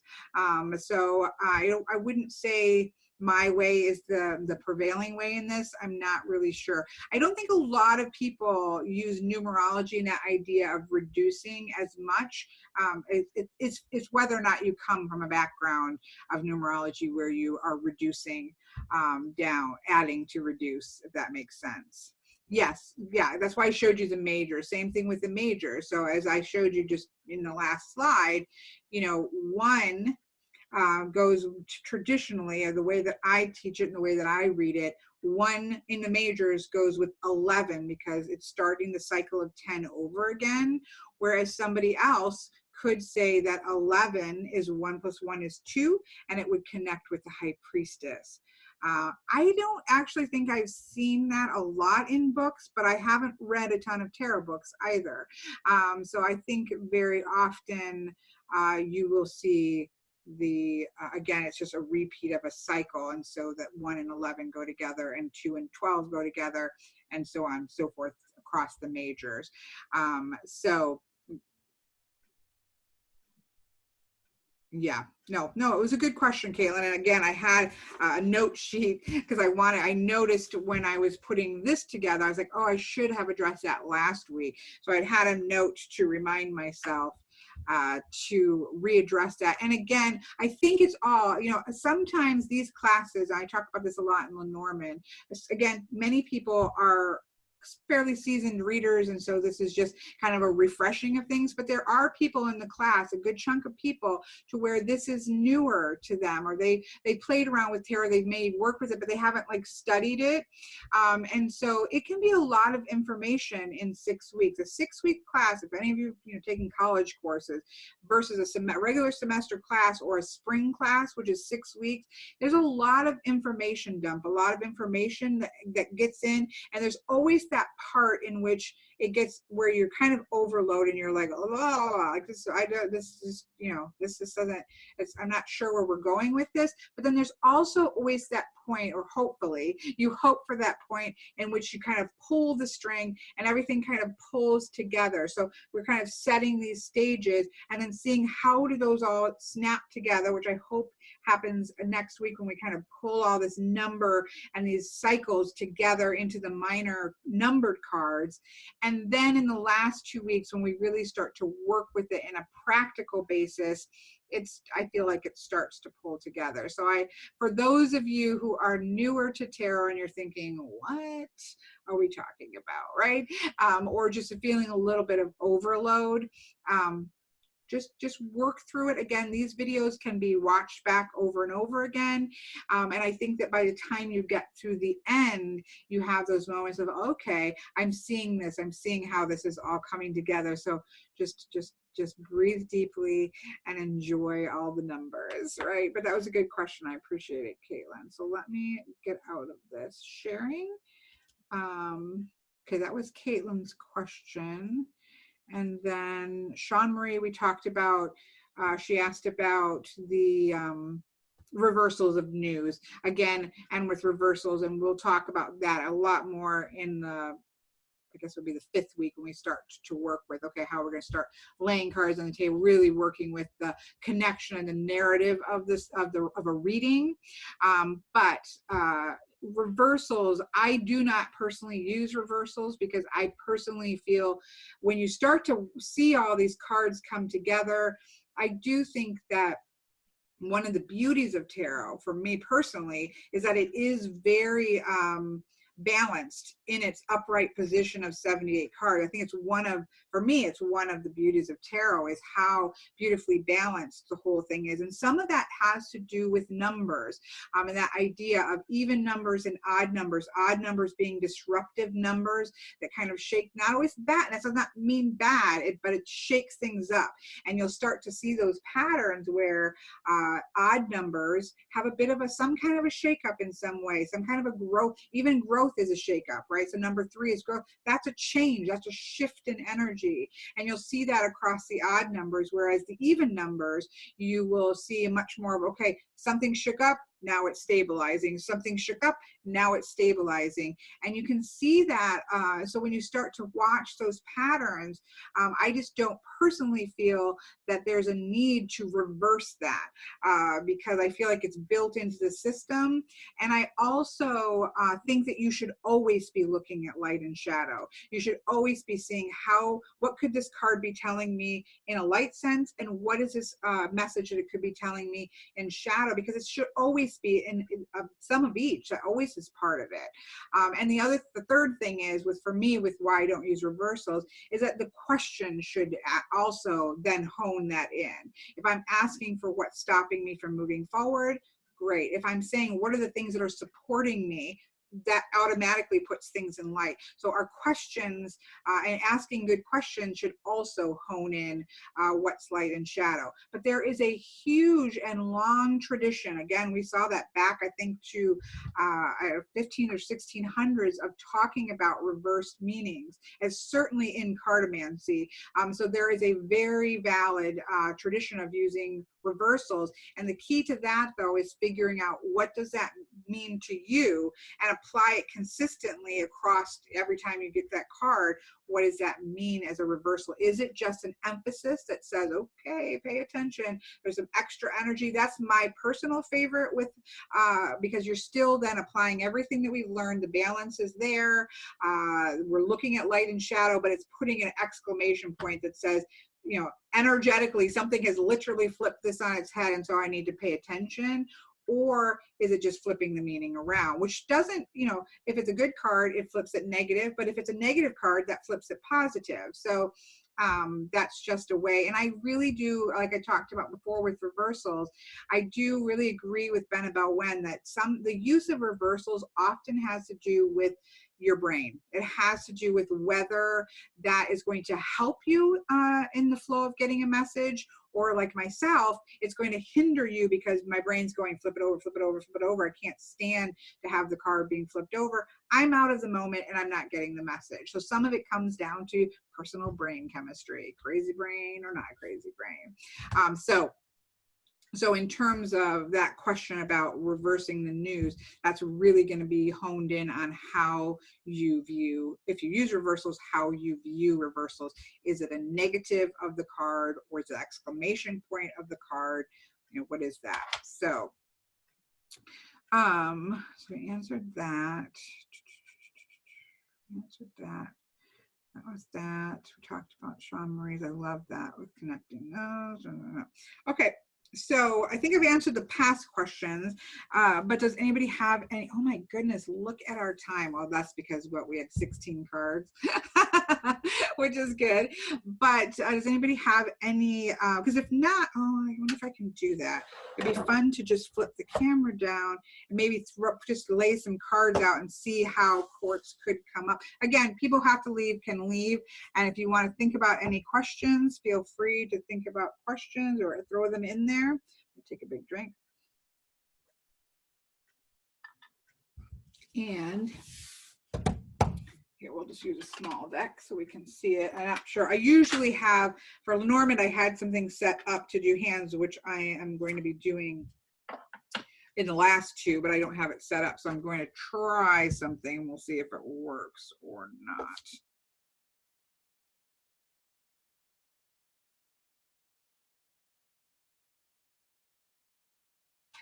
Bart says, would you change elemental associations with decks? I mean, let's say, okay, it's a good question. So let's say some decks have swords as fire, so others as air. Would you go with associations or always use your own? Personally, I use my own. Oh, you know what? I need to probably. That's, I think, an interesting question. I tend to buy decks that are associated the way that I see them. And because, oh, I did spotlight it. Are you all seeing the hands, the desk as the main image? Caitlin can nod for me. Yes. Okay. Thank you. She's my gauger of what's happening. I think that we tend to lean towards decks that reflect the way that we see the cards. So I don't have it come up very often. I didn't like the Modern Spellcasters. That is very much a deck that has the wands as fire, no, the wands as air and the swords as fire. So that's not a deck. Oh, I have other issues with that deck as well, but it's not a deck I would purchase because it's very strongly that association. It's not the way that I see the elements. And that doesn't happen very often in modern decks. Again, I have all the Picard decks, which I think are just like 4 or 5 decks that use Picard's decks. But I read those still as my elemental symbol. So when a sword for me is always air, it's the intellect, it's communication. Wands are always fire. It always has to do with passion and transformation. And so I tend to be one that reads my way because there's so many decks out there and I use so many decks that for me, I have very strong understanding of how I read the cards, and the deck is a tool for me to read with, and so it gets my associations gets put on any deck that I read. Now, I also look, sometimes a deck has really neat nuances, a different way of looking at a particular card, and I layer that in, but I'll show you. This is what I would normally do in a reading. And that might be really loud. I apologize. And one thing I always say, because sometimes I mess up shuffling, I say at the beginning of a reading, I don't read with reversals. If you're going to be reading for people, or if you are a professional reader, I think making sure that you say that at the beginning is important. Everybody knows where you're coming from. If something comes, so I'll say, I don't personally read with reversals because I feel that the tarot deck is balanced as it is. And I know that's bouncing in and out. I'm not sure how to change. I think it's the focus.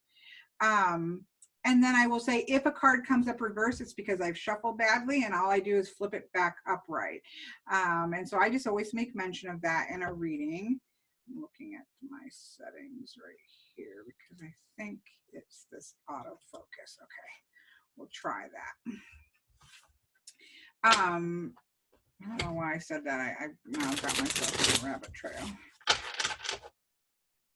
But I think we were talking about how I just address things very clearly in readings, both with myself. Obviously, I don't have to say it because I'm just thinking it. But I always start with the base, and then I will refer to other ways of looking at things. So let's just. I know, Jada. I'm like, I'm totally lost. I have no clue why I just said that, but I think because I noticed when I was shuffling that I thought I had mixed the way that I did it. And that's what I do with reversals, is I just state it so that everybody knows where you're coming from. Because reversals is probably a 50-50 kind of split. There's a lot of people who use reversals. There's a lot of people who don't use reversals. And so I think that because I know there's quite a few people who are either reading professionally or for other people already, and or are working towards that. So I do like to kind of put those things in. I think the more that your clients know where you're coming from, the better. That way everybody's expectations are, and I noticed that from, say, the beginning when I first started to read professionally until now, where I've kind of been able to realize where some of the issues were, that I don't get problems anymore with somebody not having their expectations for a reading met, because by now, obviously, I also have a lot of videos out. People generally see how they know where I'm coming from. And I've also gotten very clear about where I'm coming from. And so being very clear about where you're coming from to yourself first is so key, because then you can really clearly, in your listing descriptions, in any videos that you do, and in conversation, if somebody sends me a question that's right away before doing the reading, this is how I see the future. If you want me to continue, great. If not, I'm happy to refund. So if, let's say it's, what is, say I'm trying to think of a health. So I want to do a question. Can you diagnose what's going on around me? I've got some health issues going on. I would simply email them back and state, I don't read for health issues. I leave that to the doctors. That's not something that I feel comfortable with, blah, blah, whatever, however you're going to say it nicely. I'm not making them feel bad about asking the question. And then state, if you want to do a reading surrounding how this is impacting you and how you can manage that from a life level thing, we can do that, or I can, refund your money. Same thing with, does he love me kinds of questions, where you're actually reading for somebody else's thoughts. That's something that I don't personally do for two reasons. And I state this, I don't think you should make somebody feel bad because they want to know if somebody loves them, but I just simply say, for me, I view readings as you coming to me. You've opened yourself up to me to do a reading. And so I'm going to get accurate information because we've both agreed to this. Somebody that has not agreed to a reading is, in the way that I view the world, they're closed off. So I wouldn't even consider it to be accurate because I don't feel like I have any kind of connection to this person. So I could not guarantee or give you an accurate reading. I'll be happy to refund you, or do you want to just look at the relationship in general? You'll give them options. Most of the time, they just adjust the question. If you're open about it, versus if you wait, don't say anything, and then you give them a reading and it's not what they expected, and that's where you start to get disappointment and or negative reviews because somebody goes in expecting one thing and gets another. And I have just ran off on a rabbit trail, but I just feel like being really open and clear about how you're approaching the cards is so important. And that goes all the way down to whether or not I use reversal. So that if something, let's say something came up upside down, well, this way for you. Oh, that's bright, isn't it? and I flipped it. They thought, oh, that was something bad. And she just like flipped it over. You know, it gives them, there's not a lot of trust in what you just did. Whereas if at the very beginning I say, I don't believe it, I don't work with reversals. So if it comes, I just flip it. They know what to expect. And it's not something that's like, ooh, there's something there. And she just didn't want to tell me. And they start to build all of this in their head. I'm going to try to reduce this glare down here so that maybe we can see. Okay, so let's just throw some cards down. Again, and you got to leave, if you need to go, oh, now see, look what I just did. That, although I do love, I don't know about you, every once in a while, you'll be shuffling a deck, not having just put the card in, but you'll see one that is face up. I do love that, and I do point that out. I don't leave jumpers or things like that out. I put it back into the deck, but I will talk about it. So say something jumps out, I'll address the Page of Wands, and say, oh, this is interesting. You know, there's perhaps some new, there's some, especially because it jumped out, it's fire, you know, something new energetically. It's definitely, you can already start to see the fire energetic energy coming into the reading. And I'll talk about it, but I always put it back for me personally, because I want that to be able to come up in the actual reading, because sometimes then it shows up in the actual spread and you can really kind of have that highlight. And I'm open. Sometimes, you know, you've just fumbled a card, right? And you can just be like, that's, yeah, I'm just sloppy. Because I go back and forth between Lenormand decks, full-size tarot decks, oracle cards. And so you'll notice when you do that, your hands start to get fumbly because you're going back and forth in sizes. And so you can tell that. But sometimes you can tell that that's a jumper. That's got something to say, and that's a good one. We're going to keep that one. You know, again, just talking people through the process, I think goes a long way to providing a connection. You know, I wonder. Sorry, I'm trying to. I wasn't prepared. I'm going to try to zoom out a little bit. Am I zoomed all the way? Oh, there we go. There we go. Oops. That's a little better. Okay. So does anybody got a question? Do you often use base cards? What do you mean by a base card, Karen? The significator card, maybe? I'm not sure what you mean by that, if you want to clarify what a base card means to you. All right, does anybody have a question to ask for the reading? Because you know me, I don't like fake readings. Oh, the bottom. Yeah, that's for me the shadow card. I do use that in certain situations. So what Karen is asking, some people use this bottom card. So you're all done shuffling. You're shuffling. There's a jumper there. If you're shuffling, when you stop, that bottom card, it can be sort of a shadow card. And I don't mean that, and I don't tend to read it in negative, but there's that depth. There's a deep message coming out. The problem, I do use it sometimes. It depends on the actual spread. If I'm doing a 3-card reading, the way that I do 3-card readings kind of takes that out of play, because, okay, nobody's got a question, so let me think of an actual question for somebody that I know, and then I'll tell them about it. Okay, so I know somebody who is in the process of ramping up, starting a business. What do they need to know about, oh, there we go, Jada's got a question. So she just wants a general message. I love general. That's another thing. A lot of people shy away from general. General questions are great. Just form a question. Don't just shuffle. Just like, what does, so we'll do Ashley's too. So for Jada's, what does Jada need to know right now? What is it that she knows? It's still a question. You're still taking it down into, there's a key message for her. So I'm going to do 3 cards. I'm trying to keep my hands in front. Okay, so the way that I split for a 3-card is always, I'm a drop splitter. So I've drop split.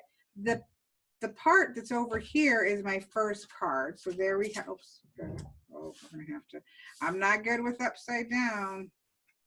Is that showing as like the first card? I don't know. Do I need to go this way, Caitlin? Okay. So the Magician at the actual split is the middle card, which is a key card for me. Oh, yeah, that's right. This is why I don't do things upside down. So that's a key. And I'll usually kind of slide it up a little bit because that's a focus. And then the very bottom card is my third card. Yeah. That's my third. So this should be first, second, and third. I don't know if that's what you're seeing, but that the Magician is the first card. Okay. I think it's flipped from what I see. So for Jada, well, we love this, right? So in the middle is the 10 of Cups. So, of course, did we get a core card? No. That's okay. We're just playing with cards, apparently. So the 10 of Cups for Jada is the central card. This is the happily ever after card, right? We have the number 10, which is the number of completion. We have the Cups, which is a suit of emotions, the suit of connections with other people. Now, her question though is a message, so she's not really saying so much what's going on, and this is what is key to kind of knowing how you're answering a question. For me, it doesn't do a whole lot of good to state what's happening, let's say. So, okay, everything's wonderful, Jada. Bam, you're done. It's a 10 of Cups, happily ever after. I don't know why you're asking me questions, because your life is wonderful. That's, to me, just not a helpful reading. So for me, the cards have they have a message for her. They have a piece of advice, right? And so the central piece of advice is that her goal right now should be leading to that sense of feeling a sense of completion, having things sort of kind of rounded together in terms of her emotions and her relationships with other people in some way, that she needs to be working towards that goal. So connections internally and externally, and bringing that into a sense of feeling like it's in balance, feeling like everything is working well. That should be her focus right now. That should be her goal. So very often, if we want to talk about light and shadow, that could indicate that things aren't perfect, which is generally the case in anybody's life. You don't have to be a psychic to know that. But this is generally indicates we're looking at it is, and they are, Jada. Yeah, so that, I mean, nobody, and also you have to think, if somebody's paying, again, for professionals, if somebody's paying you for a reading, they're not generally doing so because everything is perfect. That's just common sense. They're there to get some advice, and so it's not helpful to say, oh, everything's wonderful, it's 10 of Cups, bam, great for you. It's not helpful to them. Whereas really focusing on what is it they need to know. She needs to know that perhaps or her relationship with herself, internal, and her relationship, that how that impacts her relationships with others, may not be exactly where it needs to be at. And so her goal needs to be bringing that up to that energy of the 10. Also, just thinking about 10 as a lot. So we're going to talk a lot more about this next week, but it's not just a progression, 1 through 10 and 10 being completion, but it's also, it's 1 is a little bit and 10 is a lot. 10 is a lot of emotional energy. And so that there is a lot of need to have a lot of focus on her emotional state and the way that affects how she's connecting with other people. And because, again, for me, middle card, if I don't have any spreads, I'm just throwing 3 cards down, the middle card is that key, and then we start to look at the other 2 in conjunction with this. So then we look to the Magician card. It says, you've got this. This is a little bit of a, hey, you've got this. This is the Magician. Everything that you need is within you. You're able to manifest this outwardly. You have the tools that you need to reach that happily ever after, so to speak, or to reach that level of connection internally. And then always start internally. And for me, with the Cups, first step is inside, because that always reflects and touches on our relationships. How we feel internally always affects the way that we are connected with other people emotionally. And so the Magician says, okay, you've got this, but it's also a card that says it's time to manifest, right? It's time to not just wait for something to happen or hope that it's going to get better or hope that it's going to just roll itself along to happily ever after without any work. The Magician also says you've got to do the work. You've got it within you, and you've got to manifest this for yourself. It's important to come to a place of emotional completion or feeling, at least nobody's ever finished emotionally, but come to a place in which those things feel well and feel right and feel balanced. And so you've got to put your work into it with the Magician card. And then what's really interesting is that then the Seven of Cups shows up, which again highlights the fact that the main focus of this message for her is to do with internal emotions and how those play outward. And this is interesting because here we have the happily ever after card of tarot, right? Which is there, but the Seven of Cups is checking that, is saying, look, check your expectations at the door. The Seven of Cups is about illusions versus dream, your dream, what it is that you want for yourself versus what it is that you think that you want for yourself. Or so you're not placing your energy into stuff that doesn't matter. You want to be choosing wisely the focus of your energy, and it needs to be something that is a solid is a goal, a reachable goal, versus just I want to go off and marry the Prince of England in a relationship. It's like I want to find a relationship that is solid. Instead, you've got to check your expectations. The Seven of Cups for me, and again, talk about that when we get to the Seven of Cups, but that for me is a really check your expectations. Have your dreams, but they can't be illusions. My dream could be to start walking more and maybe do a half marathon in a year or two. If my dream is to be an Olympic runner, that's not achievable for my 49-year-old out of shape self. That simply isn't going to happen. And so why should I waste my energy trying to become an Olympian runner when I can just find something that's a more realistic goal?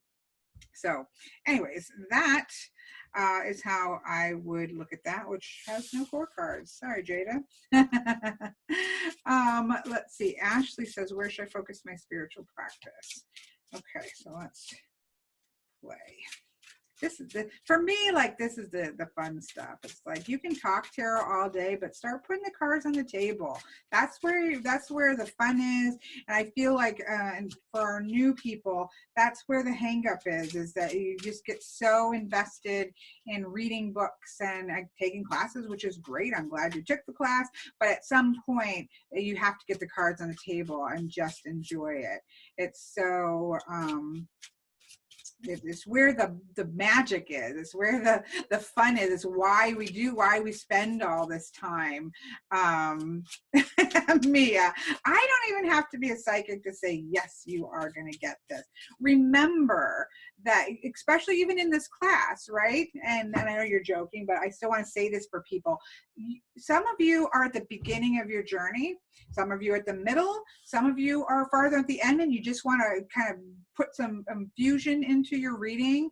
I've been reading tarot for 14 or 15 years. So she's not joking. Good. So we'll address your question. I've been reading tarot for a very long time. I have gone through trying this out and, oh, that doesn't work for me. Trying this out, oh, that doesn't work for me. And so now when I see a card, I can pick up a deck and I feel comfortable reading just about, unless it's just a weird deck, I can roll with it. I really do believe I can read off of M&Ms, because you just become second nature. And so don't ever look at somebody on YouTube. Most people who are going to make a YouTube channel, unless they say, oh, I'm new to this, I'm sharing my journey, most of them have probably been reading for a while. I have not only read a while, but I've also been reading now professionally for a few years, which means a lot of readings, right? So when you've got a lot of reading, you learn experientially. And so don't judge your comfortable level based off of my comfortable level, because you will get there. It takes time and it takes work, and it does not come immediately, and nothing good does. And so don't ever it's easy to get discouraged, but don't get discouraged, because every single person looked at the first 78 cards and thought, holy goodness, how am I ever going to learn what these cards mean, and how am I ever going to see them in a row and say that means anything? Because that's the next step. The first hurdle is, how am I going to know what these cards mean? 78 cards, right? So that's the first step. Then you learn the basic meaning, and then it's like, okay, but I stick them all on the table and it's just a bunch of individual meanings. How do I start to connect those together into a narrative? How are they interacting? How are they talking? So I'm not just saying this is this, this is this, this is this, and it's all separate and it's not cohesive. That's work. That's putting the cards consistently on the table and starting to get comfortable with them. So I just want to say that for all of the Mias, that you will get it, and it's okay and normal to have moments of overwhelm, and to have moments of I'm never going to get this, and have moments of it just looks like a pile of information. It does not flowing, it's not singing. It will come. It will come. I'm a firm believer that if you set your foundation, that is going to, once it all coalesces, that's your jumping board for the magic. But you got to learn, you know, you got to build that structure first, which can A, be boring, can B, be overwhelming. But in the end, that's going to be your jumping board. It's going to be your net. It's going to be all those things for you, and you will get it. You will get it.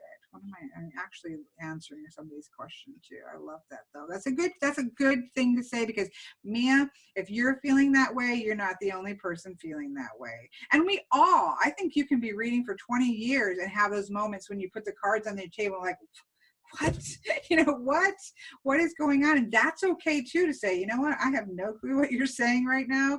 I'll check back with you tomorrow. Okay, Jada. Oh, here, Ashley is focusing spiritual practice. This is a good, because she's asking a where question. So where should she focus? And so that's a great way to use, depending on, you know, what cards we have come up, that's a great way to use the suits, because it gives us, boy, am I shuffling probably. This is not a deck I normally use, obviously. Okay, so let's take a look. Let me give it a riffle. I'm a riffle shuffler, so I need a good couple, which is probably extremely loud in the microphone.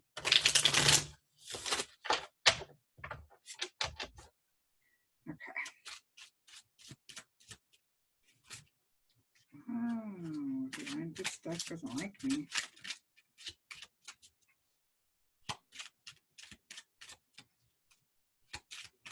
Okay, where should Ashley focus? Spiritual practice. So her first card is a 3 of Cups. So that's beautiful, because that's okay. So in her, we're going to just, I'm focusing in just as a kind of teaching moment, but her keyword there of where she should focus, we already have start to build that. Even though it's not the middle card, we see we have cups, and we actually have a connection cups. The 3 of Cups is about growth. It's also traditionally in the Rider-Waite-Smith about people coming together, so making connections with other people. We can sometimes do things in a vacuum, and sometimes part of the hardest part of a spiritual practice is that very often it is isolating. It is something that's internal, but in some way reaching out and connecting to other people who may feel the same way is going to be important. On the split here, we have the King. So, oh, great, we got a court card. Great, yay to Ashley. And then I'll just get the bottom one out here, which is the 10. I think I have this in the right order. So our main middle card here is the King of Cups. Okay, so what we talked about today, the kings are about mastery, but they're also mini emperors. They're bringing structure. So a lot of times when we're trying to sort out our spiritual practice, when we're always in a process of developing our spiritual, we never finish our spiritual practice, right? It's something that's an ongoing thing. But sometimes we're like, there's so much information out there on YouTube, on the web, in books. And so we start to have all of these, okay, this is interesting, this is interesting, this is interesting, but the King of Cups is like, pulled it down here. Let's come down to the base. And it's cups, so it's water, it's internal energy. bring it, what's interesting is that, well, I'll get there, but it's bring it down inward. What are the key structures? What are the key aspects of your spiritual practice that are important to you, that touch you at a deep level? Because we have that sense of, again, cups, internal energy. But what's interesting is it's bringing it down and in and structured with the king, but at the same time, it's reaching out and connecting to other people. But instead of in maybe 5 or 6 different ways, what are those key foundation parts of your spiritual practice that are important to you, that really resonate with you? Work with those, reach out and connect to other people with those ways in which it A, works inwardly, and B, works outwardly because of the Three of Cups. And then I love the 10 of Pentacles, because just as we saw with Jada with the 10, because we're kind of asking for advice. The 10 of Pentacles is a number of completion, because we're at number 10. It's also a lot of grounding. So you may need to bring a lot of, again, which goes with what we're with the king. There's a lot of grounding you might need to bring into your practice, getting your feet in the dirt, really sort of solidifying that foundation of that the king would represent, that sense of structure and stability of the king, and the emotionals, really getting grounded in your core about what's important to you. And then you've got that aspect again of connecting to other people. But there's so many ways, and I'm big time, this happens to me a lot, because so many things interest me and so many things are fascinating. But in terms of a practice, it's always, I think, important to bring what is important, what is core, what is key to you, and really focus in on those things. It doesn't mean we can't ever learn other things, but add things in slowly, and get your core set. So that's what I would get out of that. But I want to give one example here with the, just in terms of learning here, with the, say, the Three of Cups. So because I'm not traditionally a Rider-Waite-Smith reader, that's not where this place that I come from. What I will often do is, so let's say I'm addressing this for Ashley, I will start with my key base, which for me is numbers and elements. So I'll say, okay, here we have the Three of Cups. The number 3 is about growth. In the way that I read cards, the number 3 is about growth, and the number or the suit of cups is about emotions. So it's about growing your emotions, growing your connections. It's also about connecting outward. It's about growing those things. But that's coming from a grounded, rooted, getting your foundation set is going to allow that energy to grow. And then if I'm not using the Rider-Waite-Smith, which obviously we can see 3 people here, but I'm not always using that, I might then reference the Rider-Waite-Smith. In the traditional Rider-Waite-Smith, you'll often see 3 people together, they're celebrating. It does have that sense that your emotional growth in your spiritual practice is going to lead to connections to other people. And so I will reference the Rider-Waite-Smith, even if I'm using a pip deck. I might reference the image. I might also say, you know what, go and Google the Three of Cups in the Shadowscapes Tarot, because it has a really good representation of this card and what, you know, so you can, don't be afraid to layer it.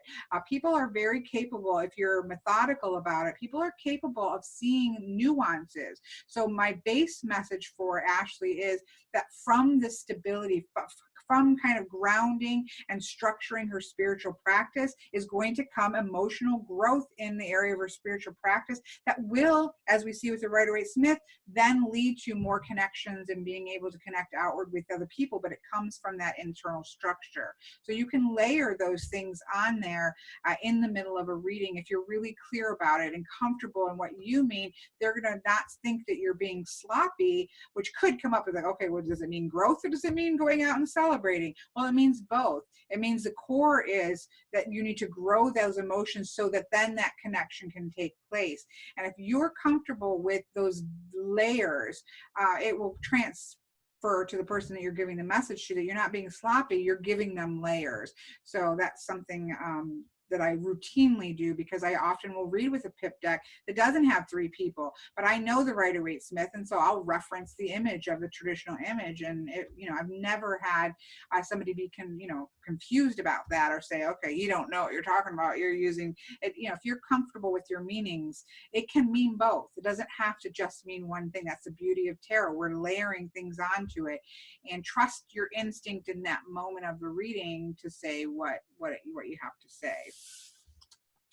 So there's for Miss Ashley. Karen's going to give us a yes and no. So this is a very different kind of a question, right? Should I go home or stay with my aunt? Now, some people in the process of reading, so I'm going to say this deck doesn't feel very heavy. It's because the whole thing's not there. Some people, you might say, I don't do yes and no questions. Again, that's something that you have to come to terms with. Do you do yes and no questions? I don't have an issue with yes and no questions. However, I always say, I do not, and I'll simply state this. If I agree to do a question that's really skewed to yes and no, then I will say right at the get-go, I don't believe a card reading should ever take over the agency of a person. The universe, God, spirit, whatever you see of the greater world expects us to do due diligence. It expects us to make decisions for ourselves. What a tarot reading can do is help you make that decision. So I'm not going to say, yes, you should. I would never say to somebody, yes, you should go home, or no, you should not do something. But I would say, here's some information that hopefully is going to help you to be able to make that. And so, that kind of thing is, again, something you have to A, decide, do I do yes and no questions? And B, if not, helping. I don't just randomly change somebody's questions. I will email them back and say, you know what, Karen, I really think that the decision to make this is for yourself. However, I'm happy to give you some information surrounding that question so that you can make that decision. And then that leaves them the option of saying, you know what, there's other people who will read yes and no, and that's no harm, no foul. We've set our expectations, and that way, everybody's clear, and we're not going to. But like I said, 99% of the time, people will say, "Oh, okay." They just don't know how to word the question. They're like, "Oh, okay, that's great." I don't have a huge problem with yes and nos. I generally use playing cards or geomancy spreads for a clear, like, just I want a flat out yes and no. I don't really care about too many nuances. So I don't really have a big issue with them, other than that I am careful to make sure that I phrase things in the way that it's giving them information to make their own decisions, because nobody should, other than our own self, because if we're doing a reading for ourselves, we're automatically putting our own decisions in with it. But for somebody else, that's important. So we're really looking at the situation for Karen surrounding going home and staying with her aunt. And again, given that this is a 3-card reading, I'll really be focusing in on that middle card to give her some areas of guidance. And you can also, let me get them down and then I'll talk about this.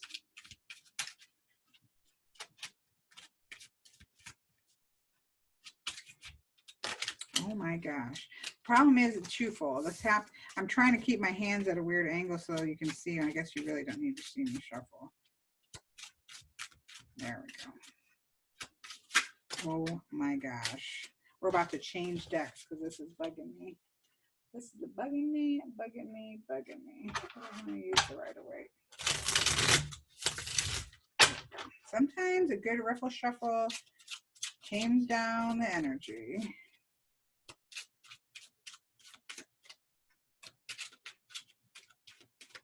Okay. I'm also a person that believes every single card in the deck has something to say about every single situation. That's the beauty of tarot, is the synchronicities. It doesn't really even matter what cards that you get, because it's got something to say. Oh, I love that the decision card comes up in the decision card. So her question is, should I stay home with her or stay with her? Go home or stay with her aunt? So this is really interesting because you've got some actually mixed messages, which is good because well, not good, but it makes sense because she's obviously got mixed feelings about it, or she wouldn't be asking the question. So I look first, if I just want to start to get a little bit, give her a little bit of a key. The moon card is interesting because it says right now it's actually not clear. That's the first thing that came to my mind. I always say go listen to that initial hits, right? Because again, I don't technically believe pieces of paper here are giving the message. The message is something that I'm getting, that the cards are bringing it up. And so I listen to that. So my message, first initial message, the first words that came into my mind was, it's not really clear right now because the moon is a card that is about half light. You cannot see clearly in moonlight. And so that would be one thing that I would say to Karen, was that today, in this very moment, is probably not the moment to make that decision. Like, you might need to get a little bit of clarity before you make that decision, because it's not very clear because of the moonlight. I also, for myself, now this is not technically a traditional moon energy, but for me, the moon is very watery based. It's about really listening to your instincts, because if you can't see the question clearly, some people might want her to stay. Her aunt, obviously, and herself are not really ready is what she's saying here. Again, be very clear with people about, you said in your message XYZ. So clearly, this is a situation. We don't have to pretend to be psychics. We don't have to, they've given us information, use that information. So clearly some people want this, some people don't. It's a situation that isn't very clear. And so the moon is saying, you've got to trust your own instincts. You may have to separate yourself from what other people want, separate yourself even from what your aunt might want, and really listen to your gut reaction because of the moon card. And this is just based on the moon card being here. And so I would say to Karen, the first message is, it's not clear, and there's mixed feelings about it, as you stated in the way that you stated your question. Listen to yourself. Try to set the rest of the stuff aside and listen to your own instincts on whether you should go or you should stay. But obviously, she could have done that without a reading, right? But that's what often cards do, is tell you what you need to hear and sort of narrow it in. So, but let's get a little bit of extra information. I love this really popped out because it's a decision card, right? So the Two of Swords. We've got a 2. A number 2 is about polarity or duality. So sometimes it's two energies pulling together, and sometimes it's two energies pushing apart. Traditionally, especially in the Rider-Waite-Smith, but many of the decks that you will see crossed swords. It is somebody who is blocked. They aren't able to make a decision. And the Two of Swords is a beautiful traditional card in the Rider-Waite-Smith, in that it gives the answer. It gives the problem and the answer. So the problem is that you can't make a decision. But the answer is you've got to bring together the head and the heart. So your heart is probably telling you one thing, and your head is probably telling you another thing. And the key to making this decision is bringing those two things into balance. So balancing out the logical head stuff and the heart stuff, and bringing that together is going to help you to make a clear decision. Also, again, we've got the water, and we've got the water of the moon. Trusting your instincts comes up again. You've got to take into account your head, and then listen to your heart, and then just go with that instinctual. I always tell people, most people who go to a reading with a question know the answer already. If you're quiet and you ask your own self the question, you know the answer. You know whether you should go or you should stay. You're just not trusting yourself or listening clearly to yourself. And so these two cards very clearly throw the ball back in your own court and say, you know the answer already. You know what it is that you need and want to do, and you're just going to have to do it. You're going to have to take pull the swords apart and just kind of walk through the gate. Go own it, right? And that is interesting. With the last card here is the Three of Pentacles. The 3 is a number, again, of growth. So 3 for me is always a growing number. Pentacles are a grounded, earthy number. Now, traditionally with the Rider-Waite-Smith, the 3 is about working together with people to learn. So learning. So where you'll see in the 8 of Pentacles, you'll see a person who's mastered their skills. The 3 of Pentacles is about kind of working together with people to come up with, to do whatever it is that you're trying to do. But in this case, she's not really working to do. You could listen to the question. How does the question relate to the card? Well, it's not a work question. She's not really trying to master anything here. And so I go back to the basis. It's about growth of physical movement and growth in a physical sense, in a grounded sense here. And needing to sort of get herself grounded, get herself, her feet on the ground, her feet literally in the dirt kind of area, and listen to herself. And that's to me the clear, if I didn't go even piece by piece, the message here is she already knows the answer. You just need to trust yourself and go with that melding of the heart and the mind. And that's a frustrating answer, right? Because people do want the cards to just say, do this, don't do this, right? That is something that you can do. Now, let's just use that as a quick example. I know I'm like rambling, but people can leave. That's a great thing to add into a 3-card, right? So if you've done a 3-card and it's not overly satisfactory, or it's just telling you, again, oftentimes Lenormand, tarot, I don't care what the system is, very often it's reflecting the situation back to you and trying to give you the tools that you need to answer your questions. But sometimes you want to give somebody something concrete. And so adding a do and don't do card is a wonderful way to do that, because it kind of can give you a little bit more clarity when the reading might be, kind of saying, hey, here, throwing the ball back to you. This is up to you. But somebody's paid for a reading, say, right? And so they don't necessarily just want to hear, okay, that's up for you. That's your decision to make. And so then you can do another card. And I'll usually pick the top card. So do and don't do. And what's hilarious is that it is really, and this is the glory of divination, right? So the do is, again, go off and figure yourself, take the knowledge, because what does the hermit do? He's taking knowledge and turning it into wisdom. Take the knowledge that you have of the situation. What are your needs? What are your aunt's needs? What are your family's needs? If you have family at home, home that you have to get back to, what are your family's needs? Take all that into consideration, and you've got to make your wise decision for yourself, right? This is up to you. You have it, you know what you've got to do, and you just got to trust that that's the right decision. And then the don't do is don't do what other people want. The 6 of Wands here is about what how other people perceive you. That you're throwing the laurel wreaths, oh yeah, you made the right decision. Don't worry about what other people think. Trust your own self. So even in the do and don't do, it's kind of repeating that back. And then that's the message, and you just have to kind of let that sit as being what the message is. But that's the glory. Lenormand is really good at, if you try to re-ask the question, it's just like, look, I already told you. What do you want? What do you want from me? The answer's already there. That was cute, actually. So there you go. Sorry, Karen. Not a straight yes and no. It's throwing the ball back in your court, but just trust yourself. That's the main message there, is to trust yourself. Kind of try to set aside the clamor and just trust your own response to the situation. So there you be. If anybody has any other question, I am happy to do another one, or we can wrap things up here.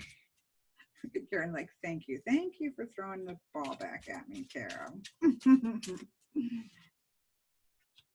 And you can, the best way, if I was to try to, because I wouldn't use tarot. I personally don't think tarot is the best system for yes and no answers. And I'll tell you why, because I think that for me personally, and obviously everybody has different ways that they approach decks. And so for me, tarot is very psychologically based. It's very getting underneath the surface. What's going on underneath the surface? It's looking at all the angles. That's not the best energy for me to just get a flat out yes and no question. Even Lenormand, where people say that's easier to do it with Lenormand because it's much more practical. It naturally wants to tell you what to do. The system naturally lends itself to telling you what to do versus asking you to think about a situation. So that's a little bit better, but for me, it's still not always clear.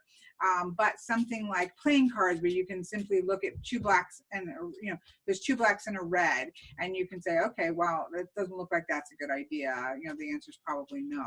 Or three blacks. So it's very clear, you know, blacks mean no, reds mean yes, and then what are the combinations? That to me is one of the easiest ways to do a yes and no question. Or something again like geomancy, which is built in, it likes to get yes and no questions. It's kind of built that way. Everything is funneling down into this kind of final judgment here. And so it kind of lends itself to that. Sandra says, so see, for her, the Three of Pentacles does make sense because it's collaborating. There are some moving pieces, which it actually looks like gears. If you look at a Three of Pentacles, they kind of look like interlocking parts. So that's cool. And that's why I love to, you know, sometimes if you're doing distance readings, you don't get as much of that kind of feedback because they're not sitting right in front of you, where you can have that feedback. But I've noticed clients are more inclined to do that. Like, oh yeah, that card meant something. And it's nice as a reader to see that because it helps you, right? As you learn, if you continue. So if you are doing free readings or you're learning to read through friends, ask for feedback. Like ask for, what did this card say to you? This is what I'm getting out of it. What does this say to you? Like start to have that dialogue because that really starts to build your trust in this, in your readings, because you get people saying, oh yeah, that makes perfect sense because X, Y, Z. And it's also understanding that you have a message and your client may very much, or your friend, and I say client, just, you know, whoever you're reading for, those cards might have a separate message for them and really resonate. And that is just another layer to the reading. It doesn't make yours inaccurate and it doesn't make theirs irrelevant. It means we're two people and we're having this kind of interaction, and that's fantastic. So if you can get people to give you that feedback, you'll start to trust in your readings and the messages that come up, and you'll also start to grow like, oh, well, that's interesting how that could come out. And you file that away in your mind and think about the next time you get a Three of Pentacles in a similar situation, what are the moving parts? Like what does need to kind of come together and all work so that you can achieve what you need to achieve? And that's another layer for you to add to your meanings. Sandra would like to see the energy or outcome of staying in South Carolina or moving closer to her kid. So that's an interesting one. So she's asking for the energy surrounding it, and a little bit of where that might be heading, right? Which is in some ways two different questions. So you could definitely, we'll just see what comes up and see what it looks like. But you could definitely in this situation say, okay, that's two separate questions. Do you want the energy surrounding the situation or do you want the outcome? Or you could set it up in your head that you're going to do two on the energy and do the third one as an outcome card, you know, kind of set that. So that's what we'll do in this case because, you know, we're just kind of showing examples of what we can do. So the first two cards, I'm just going to lay 3 cards in a row in this particular one, not the way I normally do it. And the first 2 cards are looking at the energy, and the third card is more of an outcome card, where that energy is leading to.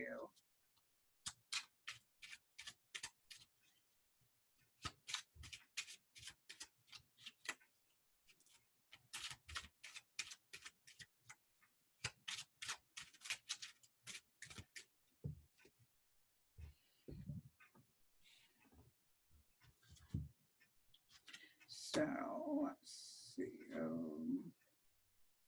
right, yeah. Okay, so that's number 1. That's number 2. That's number 3. Now, this is why I don't use Rider-Waite-Smith, because that's not how I see it. Again, we'll talk more about this month.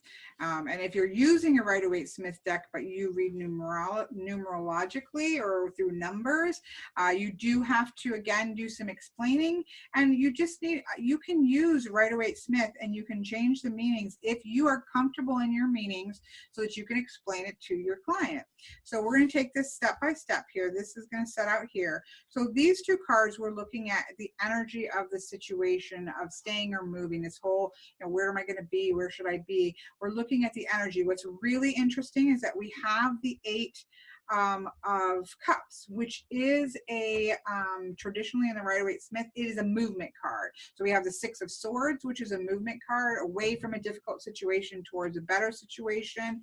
And an Eight of Cups is very much traditionally a card that has to do with I'm kind of done with one situation and now I'm moving on. It's not necessarily you're coming from a negative situation, but is that sense of it's time, one thing is over and it's time to go off onto another journey. So this if you just read it at face value, this is kind of a card that says, you know what, it may be time to move on. It may be time to move and to actual say, okay, there's movement here.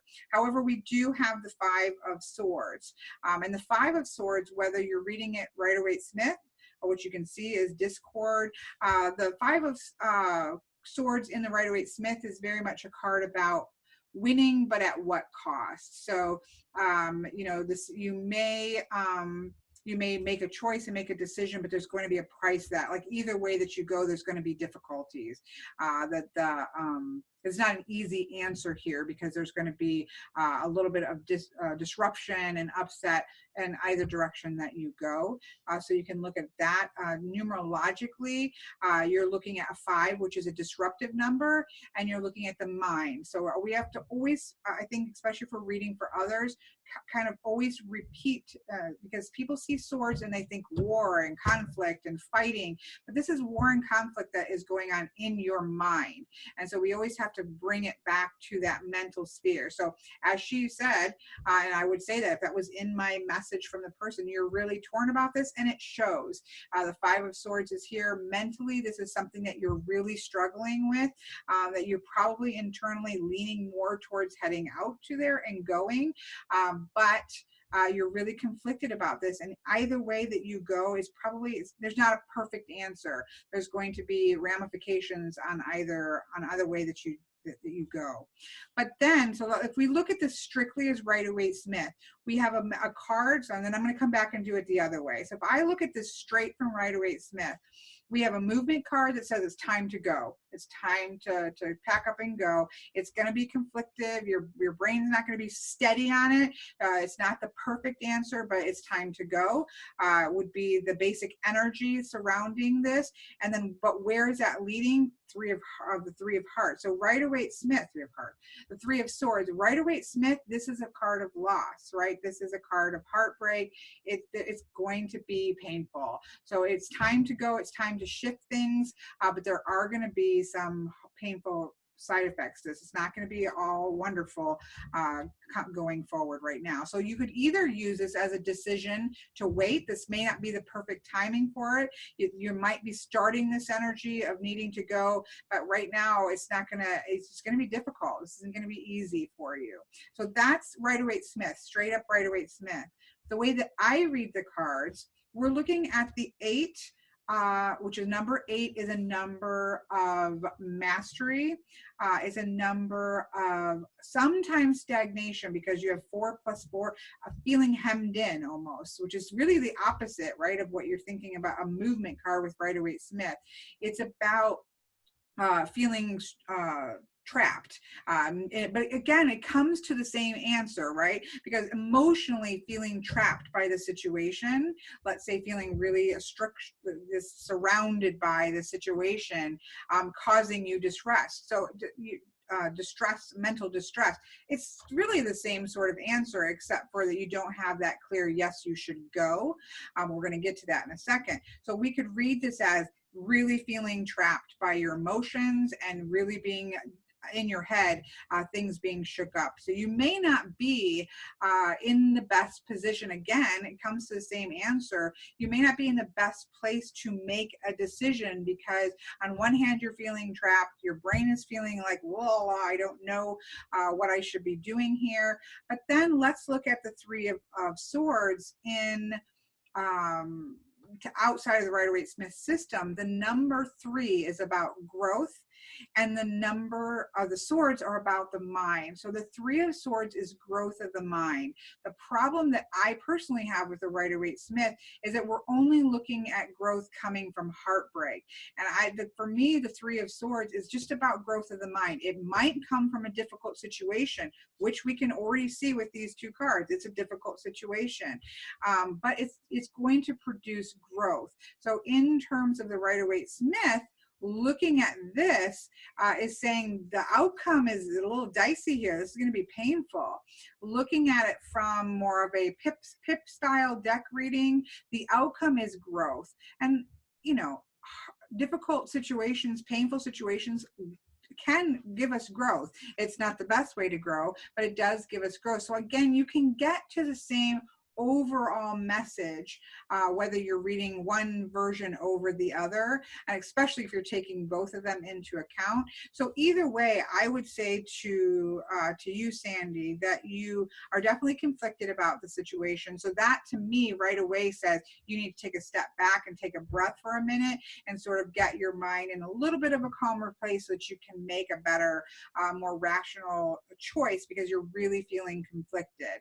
Now, she has noted already that if we look at this as structure and overstructure, that she's feeling, you know, restricted where she's at. So that might be something that she needs. But no matter what, the conflict is here. And so as a person that if I was doing a reading for, which I guess I am, but if this was a client, I would say this is probably, you need to get a little bit of a distance on this. You need to step back.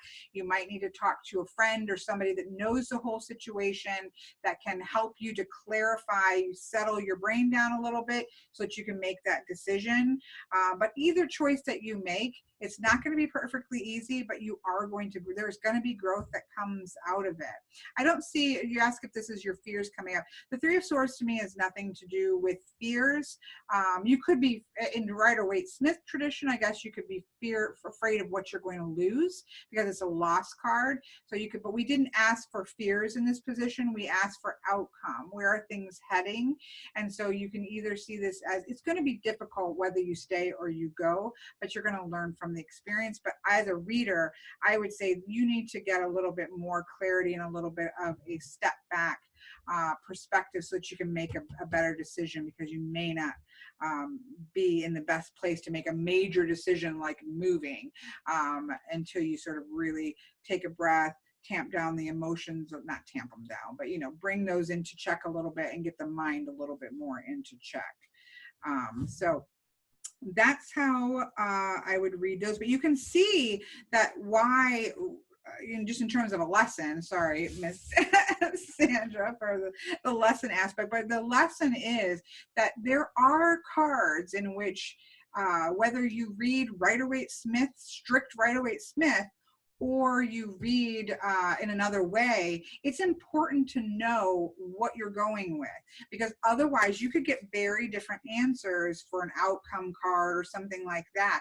And so starting to build that understanding of what does that card mean for you is so important, so that you can confidently answer a question based, regardless of what the image of the card is. And I have to do this all the time with the swords, because I do like to use all different, I don't use a Rider-Waite. This is not a deck that I ever use to read with, but many of my decks are Rider-Waite-Smith based.